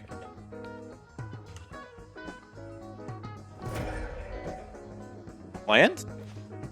Land. All right. Nothing I can get in my hand that's relevant. We're just gonna hit him for 4 before I make a mistake. And F6 after searching, which is like something I always do. Spatial Contortion on that. Oh, okay. That was the mistake, wasn't it? Not playing the Matron. I don't think I care too much about that, to be honest. Like, it does suck a little bit, but... Like, they're at 9. I'm gonna be able to Matron next turn. I can kill this Chalice on 1. Is it important to kill the Chalice on 1? It also gives me an extra point of damage. Next turn, I will be able to Matron or Skirk, which doesn't do anything. Damn, it always sucks when you have the chance to like play around something but choose to play around something else. Man. 1, 2, 3, 4, 5, 6, 7. They're getting close to that that Ulamog, which I assume they have in their hand because they've done nothing.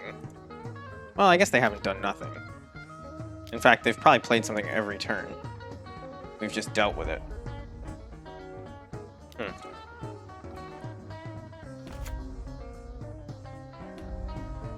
Walking Ballista would be pretty good here.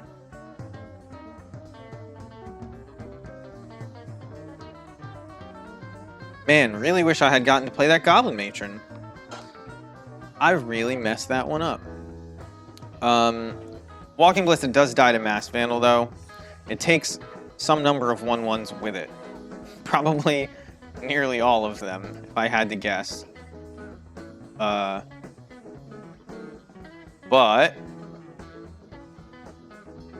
worse things have happened. I think we have this game. They're not playing life gain outside of Wormcoil Engine, if they're even playing that.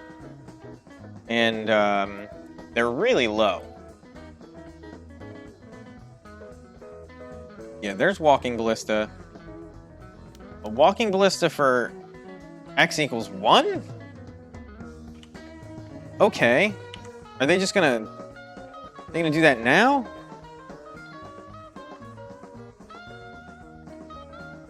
I'm gonna force them to do it now. And we're gonna see what they choose. Masked Vandal is a changeling, which means it's a goblin. That's why we play it. You can tutor it up. You can grab it with Ringleader. Pretty neat card from Kaldheim. Looks like the pig guy from Demon Slayer. Yeah, so I figured they would choose our Ignoble. So we have 4 damage to spread around. Obviously, 3 of it's going there.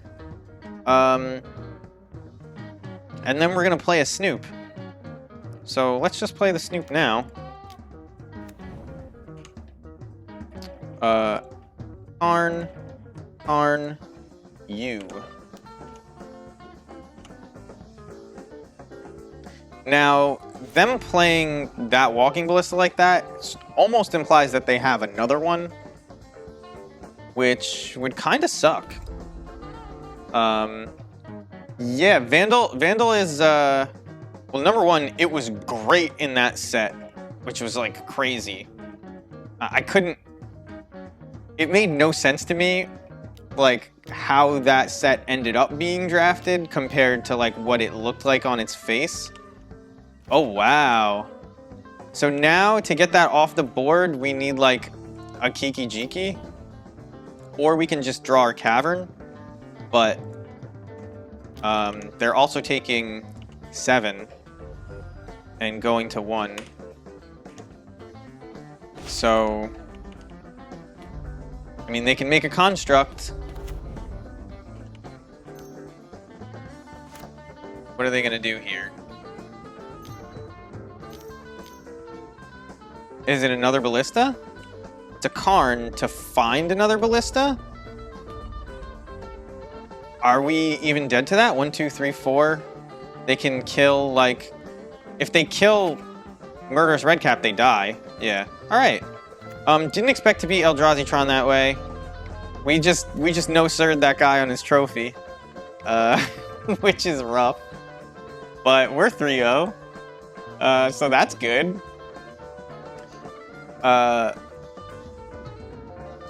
I mostly agree with you, Raider. And it has nothing to do with the Raider, or with the rating of the card, like, as far as second versus first. It's, like, surprisingly... Like, people were talking about going green for Masked Vandal before Ignoble got spoiled, right? Like, because we already had the Grumgully combo and stuff if we wanted it. And And we were just purely black-red at the time. And the drawback to Masked Vandal is that you need to have something in your graveyard to turn it on. So like, it's actually not great versus Urza Saga, even though it looks like it's good versus Urza Saga. Because you can't just turn 2 Masked Vandal, kill something, right? But Cauldron Complete made Indestructible relevant.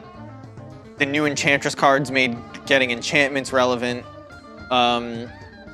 So like, the drawback happens in these grindier games, or the drawback is not relevant in these grindier games. So even though the card to beat right now is an enchantment, which is Urza Saga, it actually does almost nothing against that card. And yet still gets the nod. It's, yeah, killing Cauldron and having it be like the only way is nice, although we have other ways. We could have gotten Sting Scourger if that was really what we wanted. Okay, so what do we have in this hand? We have a Snoop, we have a piece of garbage, and we have a Vial. And we have a way to reshuffle our deck, and we're playing against Lurrus, which might be a Thoughtseize deck. So this hand is pretty weak to Thoughtseize. It's decent against Burn. We have a reshuffle if we can get Snoop into play at all. If Cactus was here, he'd tell me to keep because Snoop and Vial are the strongest cards in the deck. So we're just gonna keep. We're about to get Thoughtseized right out of the game. All right, going down to 17, Thoughtseize 15. Inquisition, not even 15. If they don't take Snoop, they made a big mistake, but I mean, I could see taking Vial. But Snoop is the only thing that's going to really draw us more gas. We need to get really lucky off the top of our deck. I guess Snoop really only gets us 1 card deeper, and they probably have removal. You know what? I think Vial is the take. I think Vial is... What? What just happened? Why would a person do that? Kolagon's command? What? Is this a... What? To have a good time and listen to music, and not to trade punches or get in anybody's face. I don't know if you can hear that, but he just told the crowd to stop fighting. I didn't... That is the last thing I expected. And it's gotta be Kolagon's command. They're gonna nab Vial and Snoop in one fell swoop. Although you should have grabbed Snoop and then I play Putrid Goblin and it's the same. Although maybe they want Snoop? Like what? I really don't know what happened there. So because we drew this Harbinger, we no longer have to Matron for it. So, I'm gonna play this Snoop, and when they kill it, next turn we're going to Matron for another Snoop. When you don't have a lot going on, one of the ways that you can win is by exhausting your opponent's interaction, and that's really our only option here. Well, it's not our only... Yeah, it is Kolagon's command. All right. So I kind of played right into that. Which means now this Matron maybe gets something else. Maybe Matron gets like Ringleader here. I think Matron getting Ringleader is probably fine. We have a lot of mana. Does Dathi block persist? Yeah. It's a replacement effect, so it gets exiled, and then persist. It has to die. Like it hits the graveyard with persist. So we use this. I mean, I guess I could get red cap.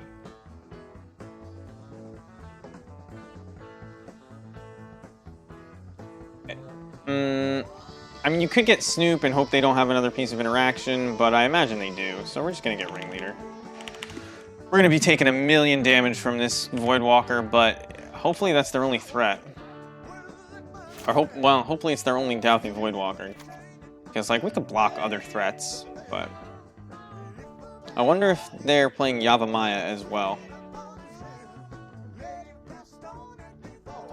And they're on, like, Scavenging Ooze. Although, that's a non-bow, right? Scavenging Ooze plus Doubthy Voidwalker.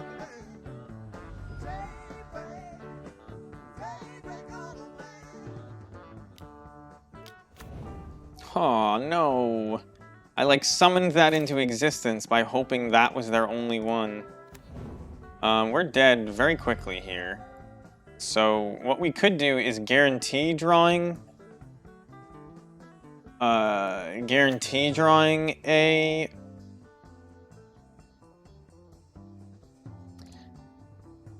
We could guarantee drawing our Munitions Expert or Murderous Redcap, but I don't think we're winning that game. So, well, there's Putrid Goblin and a bunch of cards that I wish I hadn't drawn. So I think we're dead. Unless we draw something very good off the top. It should be noted that Munitions Expert would not have killed this Voidwalker. Probably. Because they are going to have a lot of removal. Now, had we got in Murderous Redcap, that's a different story. But I think we're dead. What are our outs? None? Especially since this hurts to play. Yeah, I kind of went for it because I didn't think we were winning the long game given these. David Kaplan, but I wanted to fetch with Foothills instead of playing Untapped Crypt. I don't even remember when I did that, to be perfectly honest.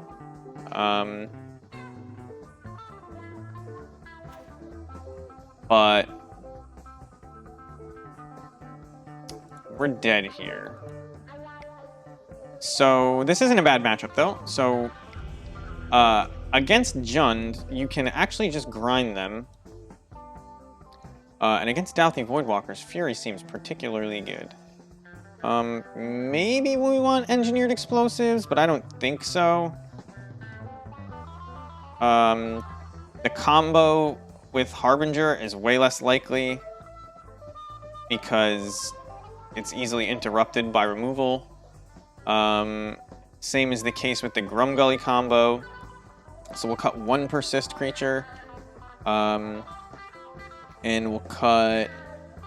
I guess you could cut a Kiki Jiki. Although K-Command is like a fucking beating. So maybe I'm supposed to cut Pyre.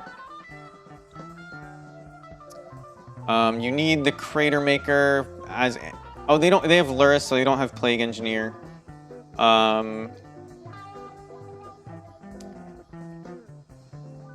I guess you're supposed to cut this one Grumgully. And you only go for it if they're like tapped out. They revealed Luris, so they shouldn't have Plague Engineer. I don't imagine that you put 3 mana sideboard cards in your sideboard. So this is like a combo hand, right? And the chances of you comboing them are so unlikely. Now, if they don't interact, though, I get to turn 2 Harbinger and put, like, Ringleader on top, which is really good. And if they do interact, I get to play Snoop. Because then, like, that's one more piece of interaction they don't have. I think this is actually a solid hand. This hand has a plan against them, and it's actually not combo. Even though this looks just like a combo hand, this has a plan that is not combo. And on the off chance that they mull to 4, they're already mulling to 5. We may be in the clear here. So they mulled to 5. We will turn 1 Hierarch. Bolt the Bird is a plan for a person with a lot of cards in hand, which our opponent does not. So if they Bolt the Bird, I wonder how likely the Snoop is to survive. Because some number of their cards... Ooh, they have 2 Mishra's Baubles and they didn't even sack them? I mean, they're gonna... Yeah, they'll sack them now. So they know what I'm drawing before I do. Which means I'm gonna play this Blood Crypt. Because they know I have it. And I don't think the 2 life points matters. Fury is a good draw with 5 lands in hand. I'll take that. I mean, they're gonna draw up to 5 cards here. So they bolt our Snoop. They know we have a Fury on the way. We're gonna draw Fury. We're gonna play Harbinger, and we're gonna put Ringleader on top. Like, this is a sick curve. This is the type of curve that beats Jund really... Oh, they one-landered? They one-landered.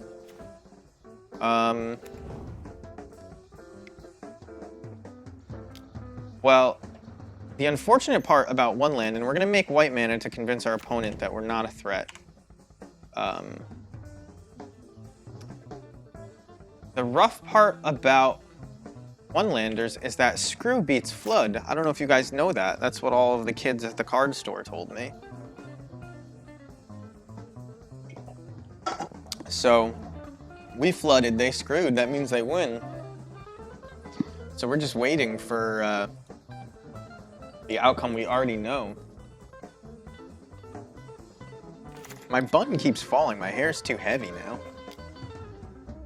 Kroxa. So Kroxa basically deals 3 to me. And it means I don't feel so bad.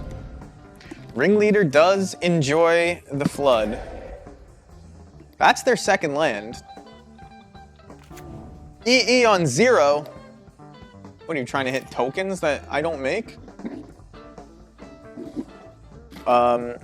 Give me a moment while I fix my hair. I guess I'll just hold it on top of my head like this so we can see what we got. There's no way that they're a Blood Moon deck, is it? Like, I mean, I guess I'll just play around Blood Moon, right? Make blue mana, assert dominance. Well, you have to make red mana too, even though red mana is keyword bad, but... Draw me 4 cards, Ringleader. I demand it. I'm demanding it. Oh my god. You fucking jerk. Alright, it's okay. We got 4 really good cards out of the way, actually. We wanted every single one of those. But such is life. We wanted every single one of those, except Aether Vial. But Mountain was fine, Terminate was good, and Pyre of Heroes would have been sick. But I guess so. He's the Ringleader. I should have defaulted to him. I should have allowed him to give me whatever he saw fit, which was 0 cards. Damn, my hair's looking like a butt plug.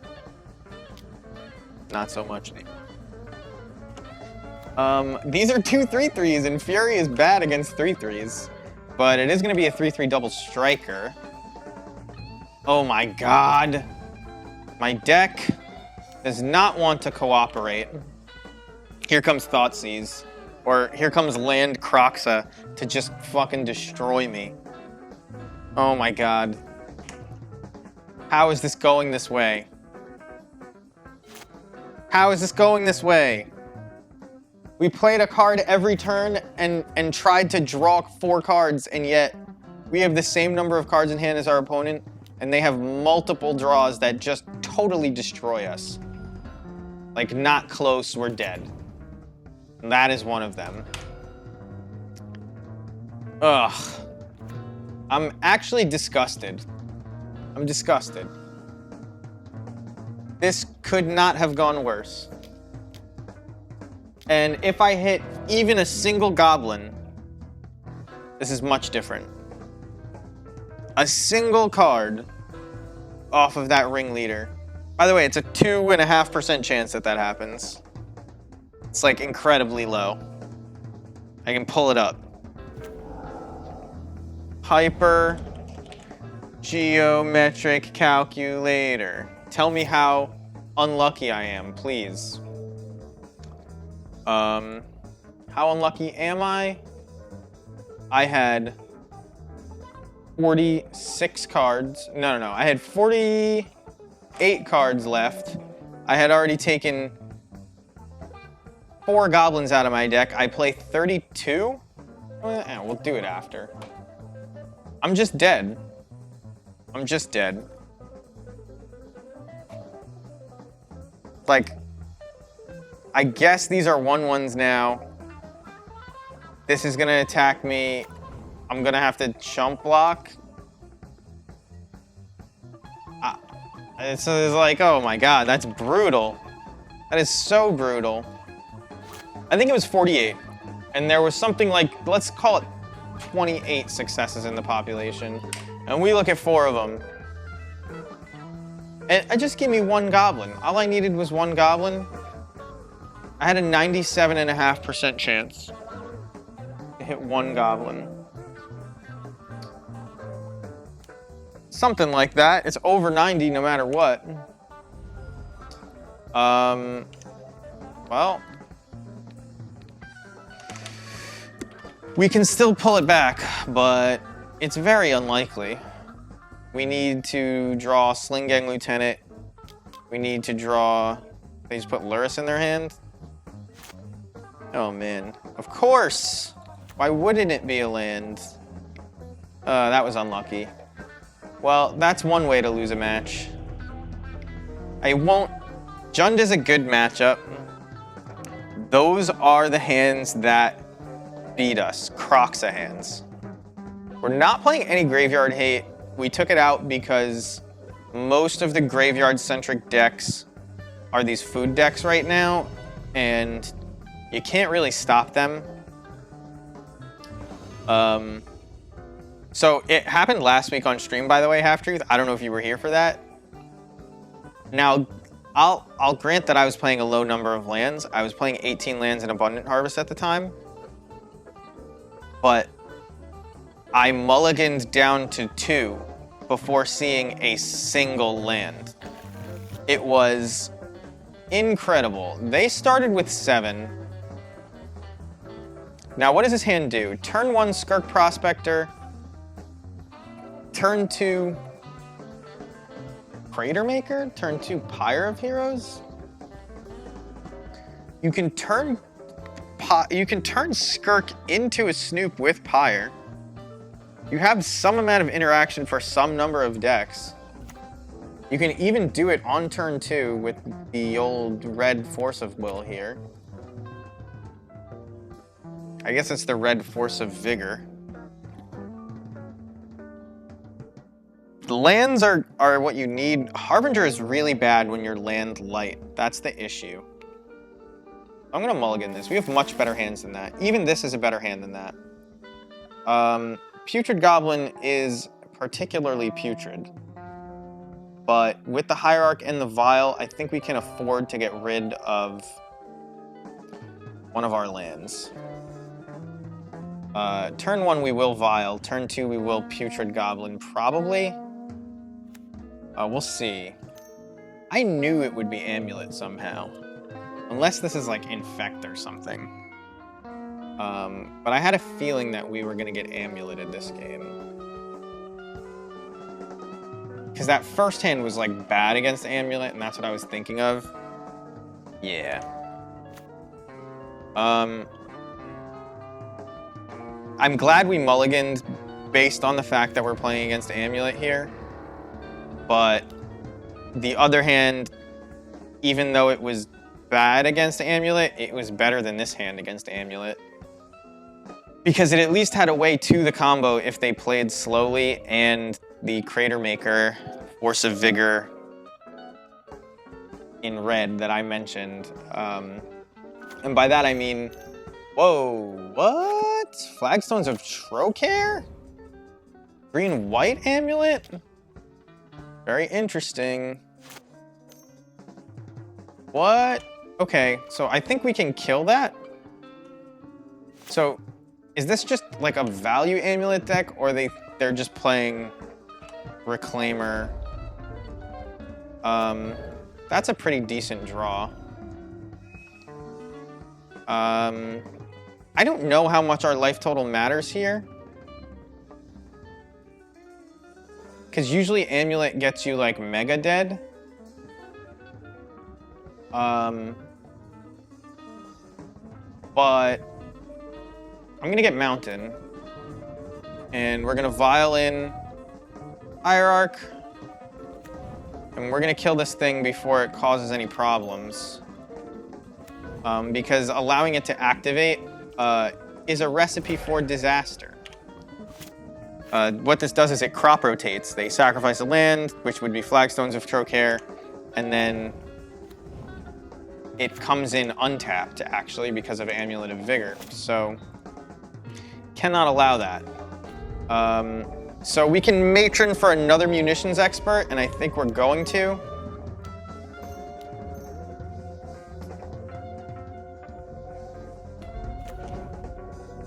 This is one of the reasons to play a bunch of munitions experts. It's a very good card.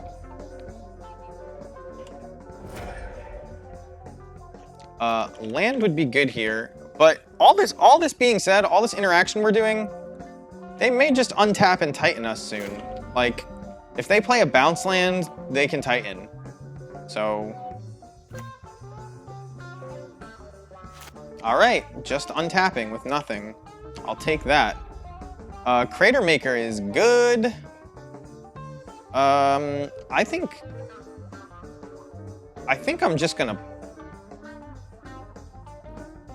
I'm definitely attacking for 3. I think I'm just gonna play Crater Maker. And I probably should have tapped the Hierarch, because like if they kill it, now I'm forced to make a decision immediately on whether or not to... Alright, so... They can Titan here if they want to. They don't have it. Do I want to kill Vigor, or do I want to kill Reclaimer? If I kill Reclaimer, I can hit them for 1, 2, 3, 4, 5 next turn. At a minimum, take them to 10. They don't have Titan in hand, so like getting Vesuva, it was like probably part of their plan.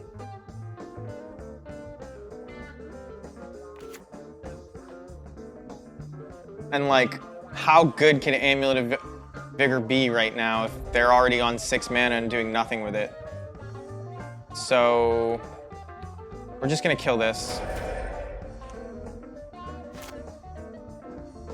How's it going?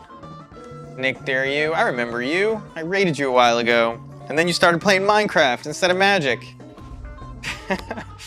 Not that night, just in general.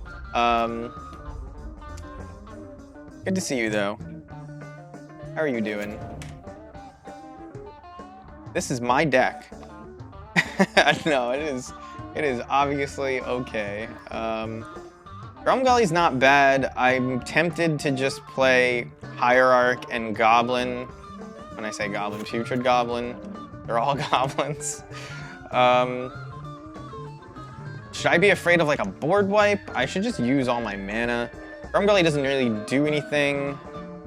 Although, if I play Putrid Goblin and Ignoble Hierarch, the next turn I'll have at least 4 mana. And that lets me I guess next turn I have the whole combo in hand. And Putrid Goblin is like the most resilient, so let's just do that. Yeah, I appreciate you stopping by. Magic is, I wanted to say the best game, but I think StarCraft is the best game, if I'm being honest. I've been playing StarCraft again recently. It's like not something you ever can really stop forever. It gets really, really intense when I get higher up and I'm like, okay, I don't want to get better right now, so let me play something that doesn't take 200 actions per minute. Alright, so we're playing against Bant Titan with a bunch of Elvish Reclaimers. I assume 4. Engineer Explosives is going to be good. Blood Moon is going to be great. Now, is a Braid good? Look, we could literally board in our entire sideboard and our deck would play great against Titan. But it wouldn't be our deck anymore. And there would be some bad parts to it. We would be a really bad prison deck. So, what are the best cards? Now, Chalice on 1 obviously stops a big part of their plan, but we're on the draw. A Braid stops both. A Braid and Engineer Explosive seem great. Blood Moon obviously seems great. Terminate, not so good. Masked Vandal, questionable. I think this seems like a Prismatic Omen type deck, but the Dryad is probably what they're playing. Never mind, there's no Prismatic Omens over there.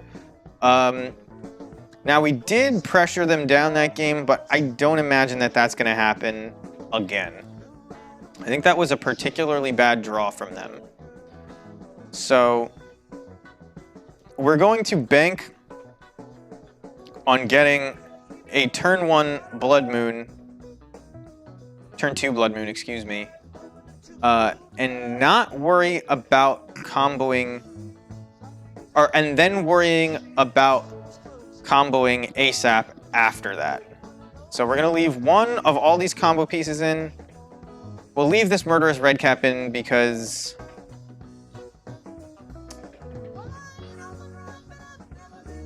there's some better way to sideboard this here. It could be that Munitions Expert comes out. Like, Elvish Reclaimer does nothing in the face of a Blood Moon. Although it gets their basics, doesn't it? Maybe Pyre is just too slow.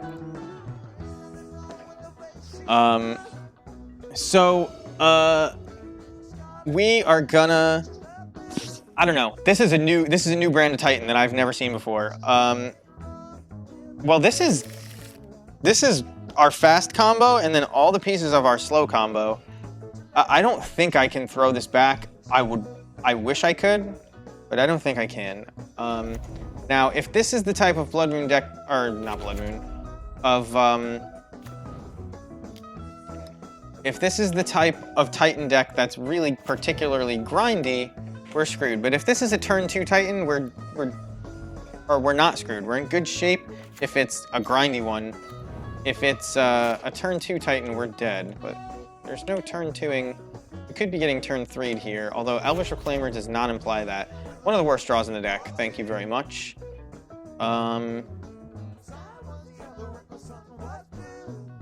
So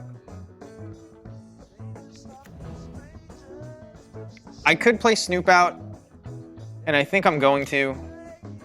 The other option is to try and protect it from removal by... Ooh, that's... Well, now we've informed them. We've informed them of our next turn's play. And we also might force them to get a Needle here, but no, they get Vigor, and we might just be dead. Yeah, Elvish Reclaimer gets Flagstones of Trocare. This will find probably a Shock land and then a Bounce land. Both will come into play and untap. They'll have 4 mana. If they play Dryad, It's not a huge deal, because then we Blood Moon and we cut them off all their mana except green and red, but, yeah, 4 mana isn't really enough for them to do their thing, unless... Well, actually, they play Dryad, and then they can play another bounce land and get 2 more mana, but that's still not enough.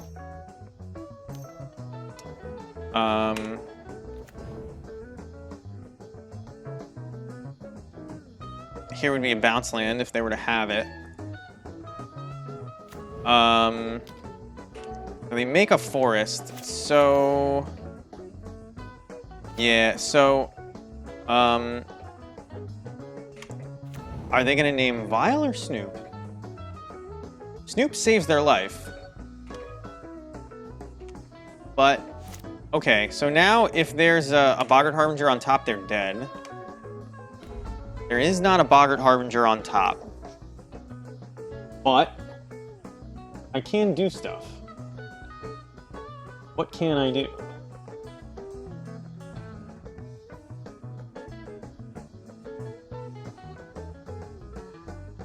So, I have 4 mana here.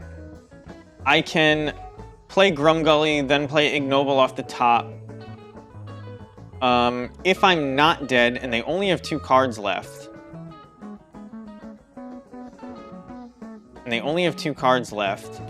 I can, next turn, with 4 mana, play Sling Gang. I can't get Murderous Redcap into play, can I? So, I'm short some mana because they have interacted with my Aether Vial. That's a good point. I couldn't do that. I can do that. I probably will end up doing that. I also... Well, no, actually. I can't do that. If you play Hierarch off the top, you no longer have the mana for Harbinger, right? Yeah, because you have to tap Snoop. So I was planning on playing the Hierarch first either way, though. No. No, I think I'm gonna play...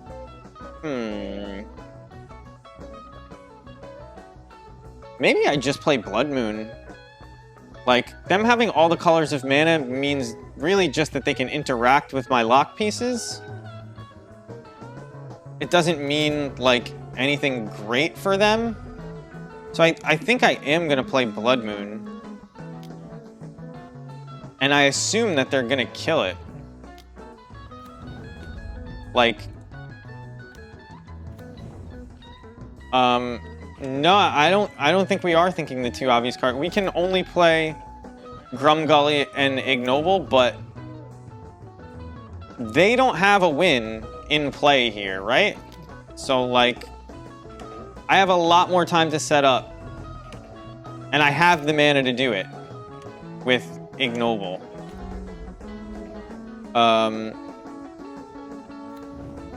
So... I can play Kiki Jiki here. Probably not relevant. I think here I just play Grumgully and Snoop. And because that's the play... Maybe we... Nah, the 3/3 Snoop blocks the Dryad.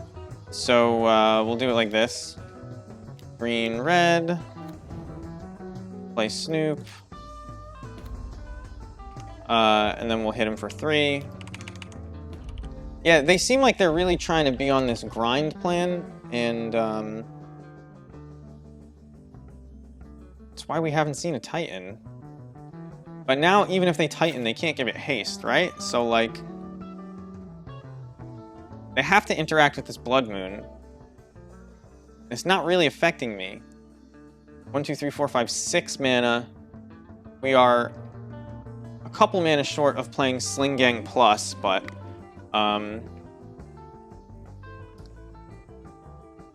What happened? Did I disconnect? Did they disconnect? I think it's... Like, you could see these swirlies and the thing. Like, what? I hit F6 a bunch. Oh, he's declaring blockers. This always happens to everybody. Everybody F6s, and then it's like... You need to declare blockers, even though you have no untapped creatures, and... Sometimes no creatures. like, just annoying. So,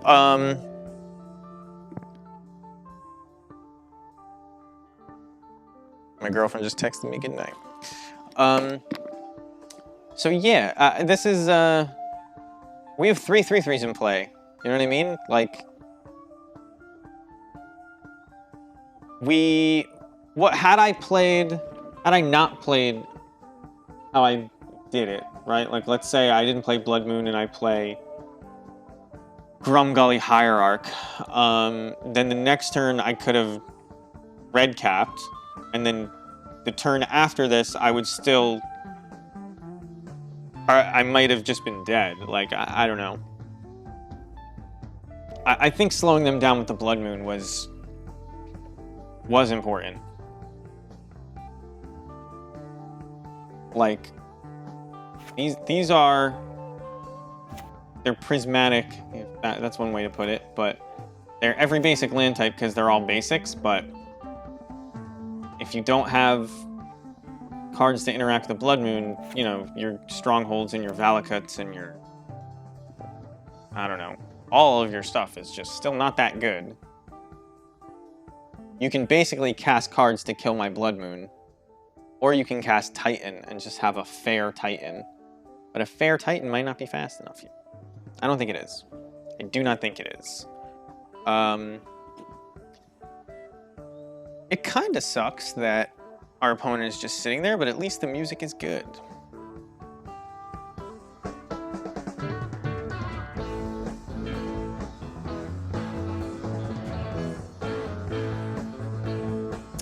It's not. This isn't Moto being slow. This is our opponent not realizing that they have to declare blocks. We didn't disconnect or anything like that. There's no way that... Oh! Okay, yeah, we didn't disconnect or anything like that. They just F6 and they figured it would be their turn, probably. But, like, they haven't disconnected. They're just doing something else. We're at the bottom. Oh, my camera is looking wild. I gotta fix that. I will be right back. I forgot that this happens now.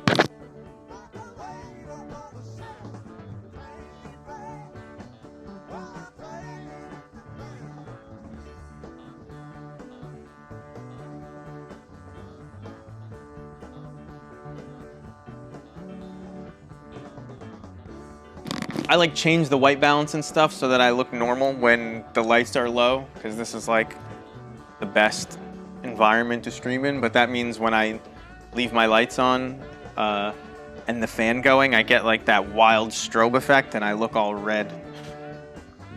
So I would tell you to warn me, but then I just have a bunch of people in chat telling me that I look terrible. All right, so for those who are here all the time and are surprised by Grumgully, this is the man responsible for that. Now, I was like, for people who are fans of the stream, you'll know that I've been talking about how bad Goblin Warchief was. I've been talking about cutting the Lords. I've been talking about how Mog War Marshal is not good. And like, we'd love to play better cards. And at the same time, Caleb is over there apparently thinking the same thing, because all of those cards are cut from the deck. And they're side graded to the other combo. Now, I had played the other combo in the past. I don't think I ever just sided the Lords and stuff out. I'm assuming that it's them. I can like restart Moto. Why not? Here, let's just do it real quick. I am positive that this is not going to do anything because we're watching their timer tick down, but no reason, since they're not doing anything anyway. And we'll pull up, probably still gonna say waiting for opponent here, right? Oh! Oh! Oh! Made a bunch of noises, but it was just it putting the game into the right state and maybe attempting to load the art but failing.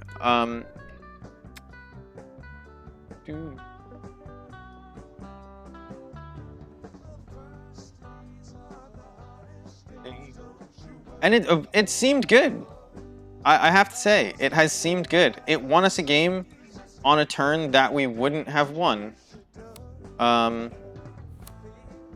You can see that it knows the art that's supposed to be there, and yet it is not there.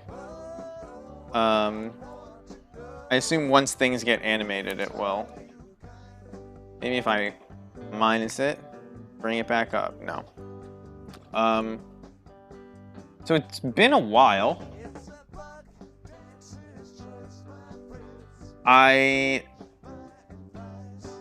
What is it, like a 5-minute AFK timer now?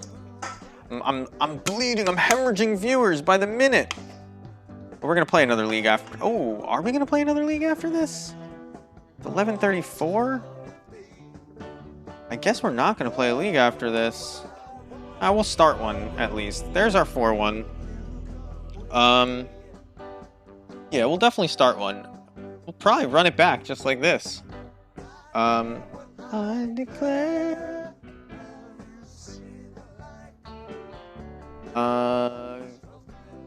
There's maintenance. When is there maintenance? Are you saying I shouldn't start? No, there's 13 days. Let me check Twitter.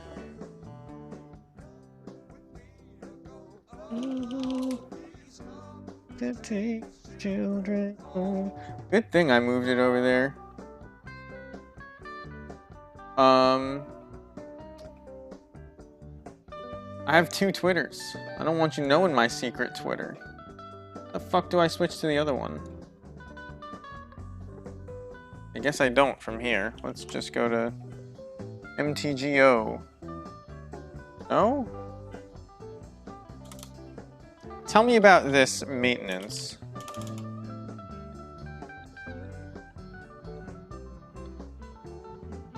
Oh, 9 hours ago. I mean, they haven't tweeted anything, so we're just gonna go. This will probably be our last match of the night, just because I have meetings. I don't know. The meetings don't matter. I have meetings in the morning. Yeah, this is gonna be my last match. So we'll hopefully just crush some unsuspecting fool with our goblins. But thank you everybody for joining me. Don't forget to follow if you came from 90s MTG or whatever. I appreciate it. I think the maintenance you're seeing, or well, I don't know about maintenance, but you may not have downloaded the update for the cube. They put cube live today, so you need it. They have that version control shit, the horribly done Windows stuff, and if you don't have, where is it? Yeah, Modern Cube Draft, it's gonna be an issue. Man, it always sucks to have the wind blown out of your sails by AFK people, even when you get the win. The other day, I got a buy in like one of those like long tournaments, and it's just like, I guess I have an hour, but I was hoping to play. Good thing I'm not streaming, you know what I mean? And now here it happens while I'm streaming. Sorry, that was probably pretty loud, because it was loud in my ears. Where's that song go?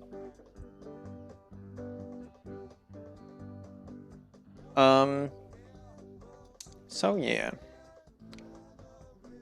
But thank you everybody for sticking around. Thank you to all of the subscribers as well, we unlocked a second emote. We're 10 away from another emote, or 9 away. This hand is so good, so good, so good. It's just all 100% gas.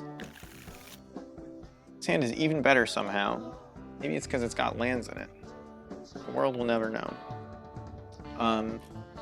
Snoop, Crater Maker, Munitions Expert, all 2 drops, all interactive, and combo-y. Everything we could want. Either one of these reveals that we're playing Goblins. And I want to save the fetch to reshuffle with Snoop, so we'll just play Anti-Toggle tapped. Stirring Wildwood, what is going on tonight? The meta has solidified into some strange places. Green-white value decks coming back is interesting. I can't search my library. That's no good. So playing something that gets easily pathed is probably no bueno.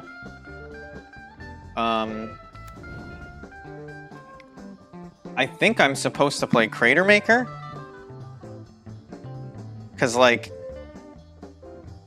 of all the things that may survive or may not, it's like the least important. But green-white taxes with Razor Verge Thicket and Stirring Wildwood, pretty interesting because you know there's Ghost Quarters coming. So they may be able to Ghost Quarter me off of a land here. So be it. I do have a 3rd land to play second land number 2. But they shock in a Temple Garden instead. And they're gonna Skyclave my Crater Maker. Which kinda sucks. Do I want to just search up the 3rd land with the Wooded Foothills? Like, just pay? Looks like this is what I want to do.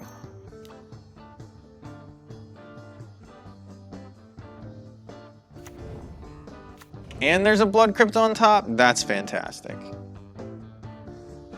So we can't search unless we pay 2, which means that the combo doesn't happen until this dies or we have 5 mana. So keep that in mind. This doesn't force the shuffle either.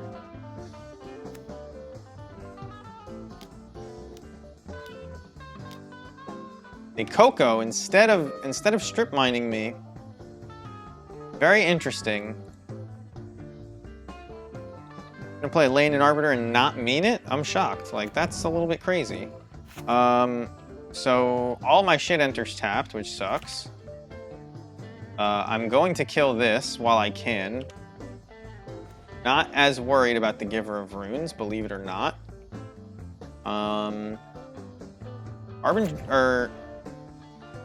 It's gonna enter tapped no matter what, right? So, like, I'm just not gonna get fooled.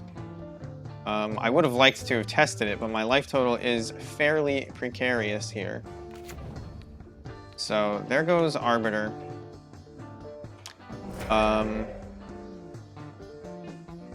And they're dead next turn without interaction. They can't force me to search. It's a pretty strong hand they had, but doesn't look to be good enough. Now this could be good enough, and maybe that's a path as well. Skyclave is good enough. I guess I'm just gonna play Snoop again. Oh wait, do all... No, just non-basic lands enter the battlefield tapped. Oh, I definitely should have searched my library in response to that Coco, right? But I was thinking I wanted to draw Grumgully, but now I don't want to draw Grumgully. I'd rather draw, like, blocking type stuff.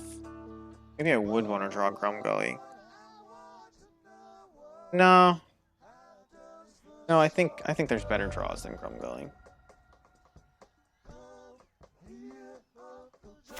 And And that's actually pretty decent.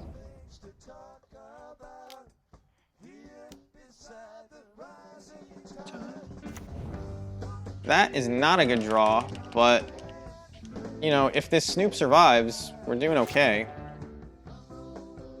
Still have mountains to search up, so the Archon doesn't necessarily take us off 5 mana next turn if we need it. Now they're gonna pump up this Gavany, probably? Yeah, but I'm not dead, right?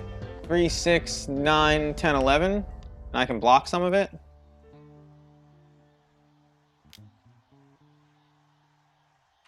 I'll block.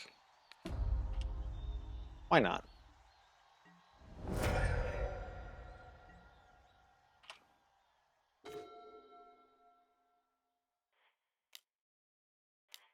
And I'll also kill you. How does that sound? Do you like the sound of that? That is something you can get behind? Seems like it, because you're allowing me to do it. Yeah, so these decks, these creature value decks that are not tax-based, or I'll say that are not equipment-based, are just much worse against us than something like Stoneforge Mystic or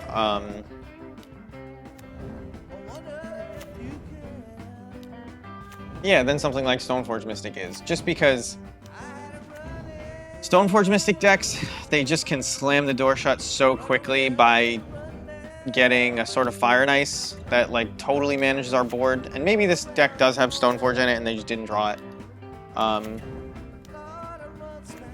But the green, I don't know. It's like, the slower your creature deck is, the better I am against it. That's what it is. So we have enough. Make a copy. Apparently they've seen enough. I suppose EE is good. Although, like, they're gonna bring in a bunch of 1 mana removal, I assume, right? Fury's good. I think a Braid is good too. And I think like, I think you just like shave bits and pieces of the combo. Like you could bring in Chalice if you know what you're doing. You could bring in Terminate. I don't think I need to though. I assume that because they're on green-white, there's gonna be like dorks over there. Maybe not. This hand is a keep because it has Vials and Matrons, like, and that's enough. A Fury would be a fantastic draw. Oh! Alright, but we're still gonna hope that they play other stuff. I'm gonna reveal this Matron. I don't know if I even Vial in the Skirk here. Do I? Like, Vialing in Skirk, play something with 3 toughness. 3 toughness. Alright. Well now, I'm definitely killing this Skyclave and this Noble Hierarch. So, let's do it. And I think that I'm just gonna exile the Skirk Prospector. Just does the least.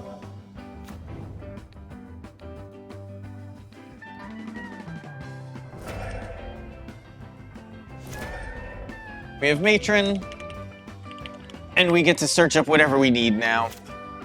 And we killed their Acceleration and their Skyclave. So if they're on Ephemerate, this could be a Coco Ephemerate deck. That would be interesting. I don't think so, though. Although Eternal Witness and Collected Company have always been, like, good together. I mean, all this does is have protection from black and from red. I guess it does stop the Grumgully combo. But I don't really actually care about that all too much.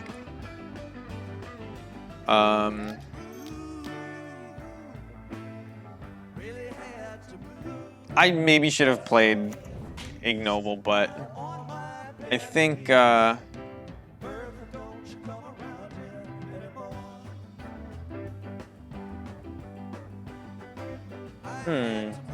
was just gonna grab Ringleader, but now I'm thinking differently. I probably should have just played Ignoble. But let's just draw cards.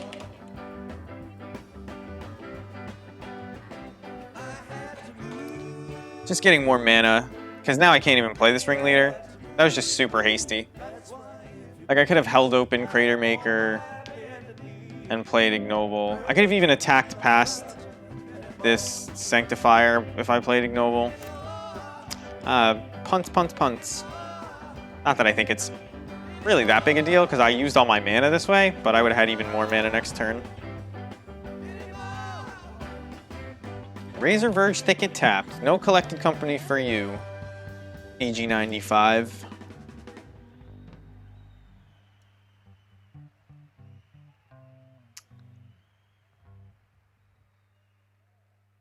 Maybe we should start referring to people by their portraits. That's fine. I can kill that if I really want to. And I might want to. Sorry, it's a non-creature spell. It costs one more. Sorry about that whammy. I wonder actually what they were trying to do. Yeah, I thought that was a weird attack.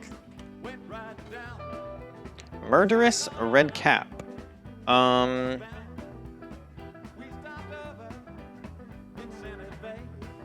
guess I will just now play Hierarch and regret all of my previous decisions. I can trade Crater Maker for Thalia either way. There may be something more important to kill though, so we'll just wait. We'll probably end up taking 2 from Thalia here, because Sanctifier blocks pretty successfully against our board. Yeah, there's the path that they wanted last time. Would I rather have a land than kill this Thalia?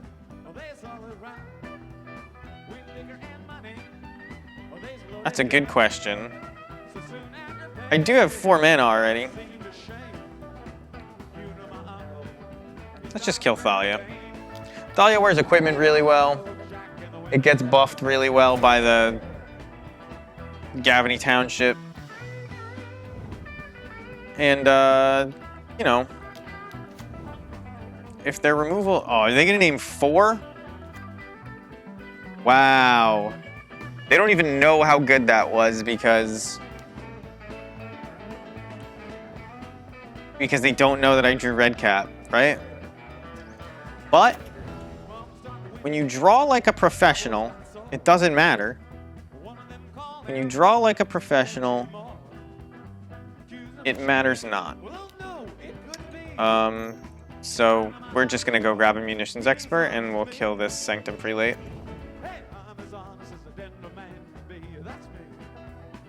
Bam. Black. Red.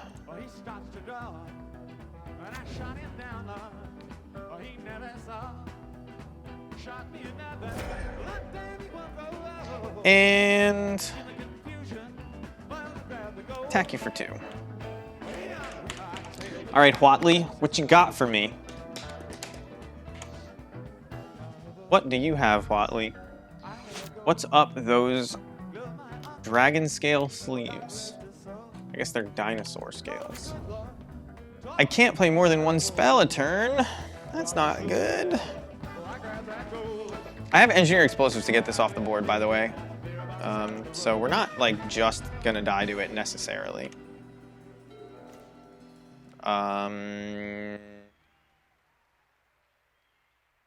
Does that matter?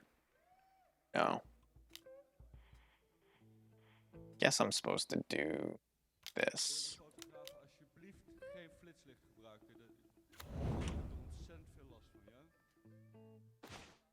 Well, it didn't matter that I did that, but I still think it was correct.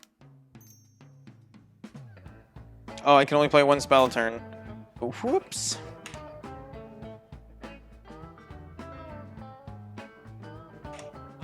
So we'll attack them for 3. If they attack with both their creatures, we hit them for a bunch next turn. 2, 3, 4, 5, 6. Plus this would be 8.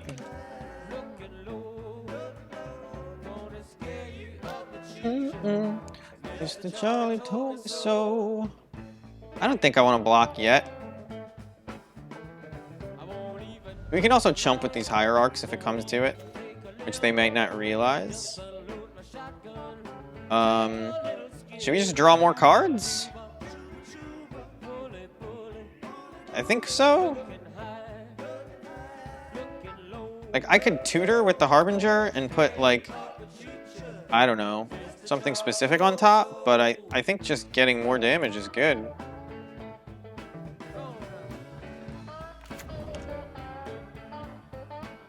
Oh my god. That is the second time tonight, and that is not likely. I mean, I guess there's a lot of goblins on the field, so it's a little bit more likely than before. Oh, is this a collected company? It's probably a collected company here. Because, like, what do they have that they're not playing with 5 mana? But, can't really play around that. Could just be a land. They might be the type that just holds lands.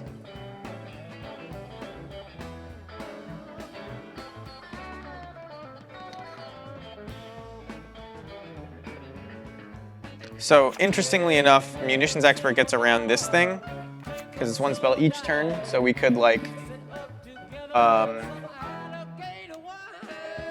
alright. I mean, I will definitely search. And just get a mountain. So 3, 4, 5, 6 damage. They're at 9, as am I. I think I might chump here, if I'm allowed. They drew the Coco, which is pretty good. Murderous Redcap takes care of a lot of collected company hits. Grand Abolisher. Well, I can't do anything there anyway. Skyclave takes out my biggest, most expensivest thing, which makes me a 4/4, which is good.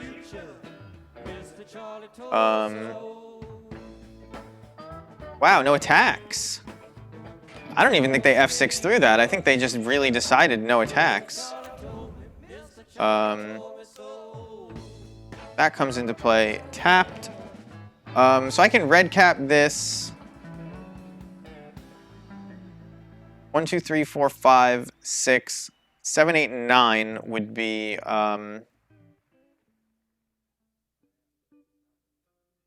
Sling Gang Lieutenant that only loses to Path of Exile. So I think I'm going to do that. I'm just going to put Sling Gang on top and put him dead next turn instead of killing Skyclave. Oh, this isn't a Goblin. I'm 1 short.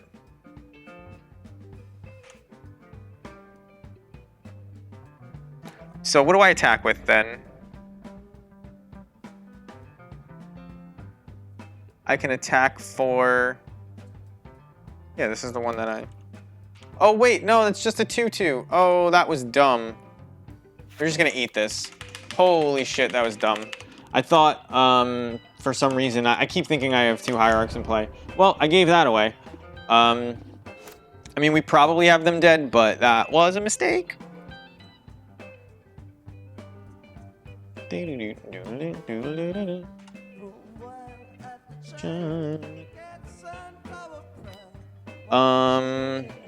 think I beat this. 1, 2, 3, 4, 5, 6, 7, 8.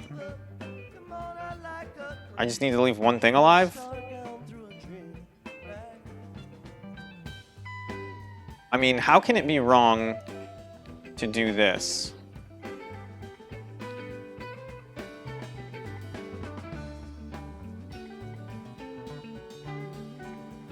Like, they don't have... I do not understand. I mean, I obviously made a huge mistake, but is this another collected company they have? Is that what's going on? So it's one blocker? I think they die.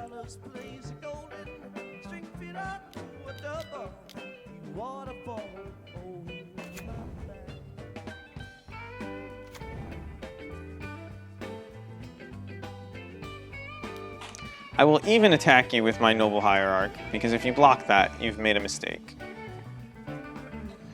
That's fine. Take 3.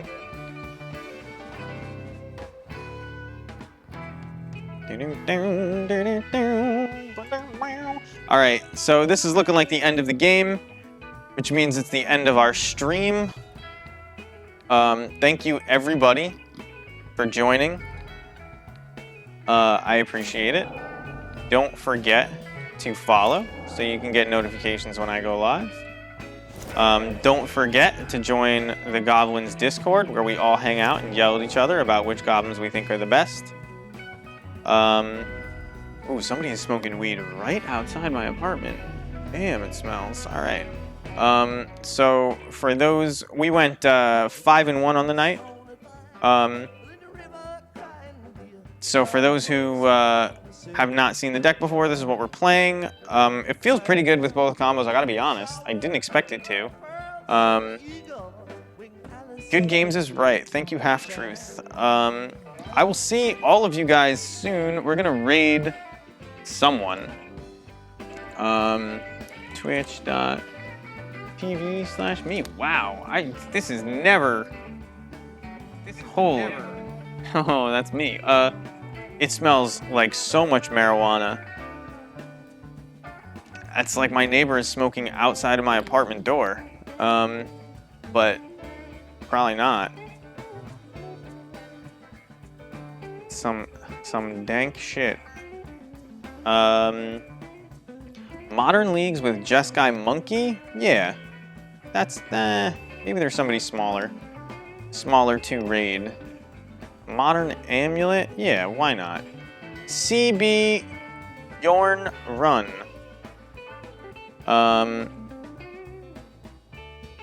We're gonna raid this person on Amulet/raid CB Jorn Run. Thank you everybody for joining me. Tell them I said what up. I will see you very soon. Well, not very soon. Maybe tomorrow, definitely not Friday. And then this weekend, maybe Sunday, I'll be streaming. We'll see. I always post in the Goblin Discord a little bit before I go live, at least. And you'll get notifications if you follow. So have a good one. Have a good night. I will see you around.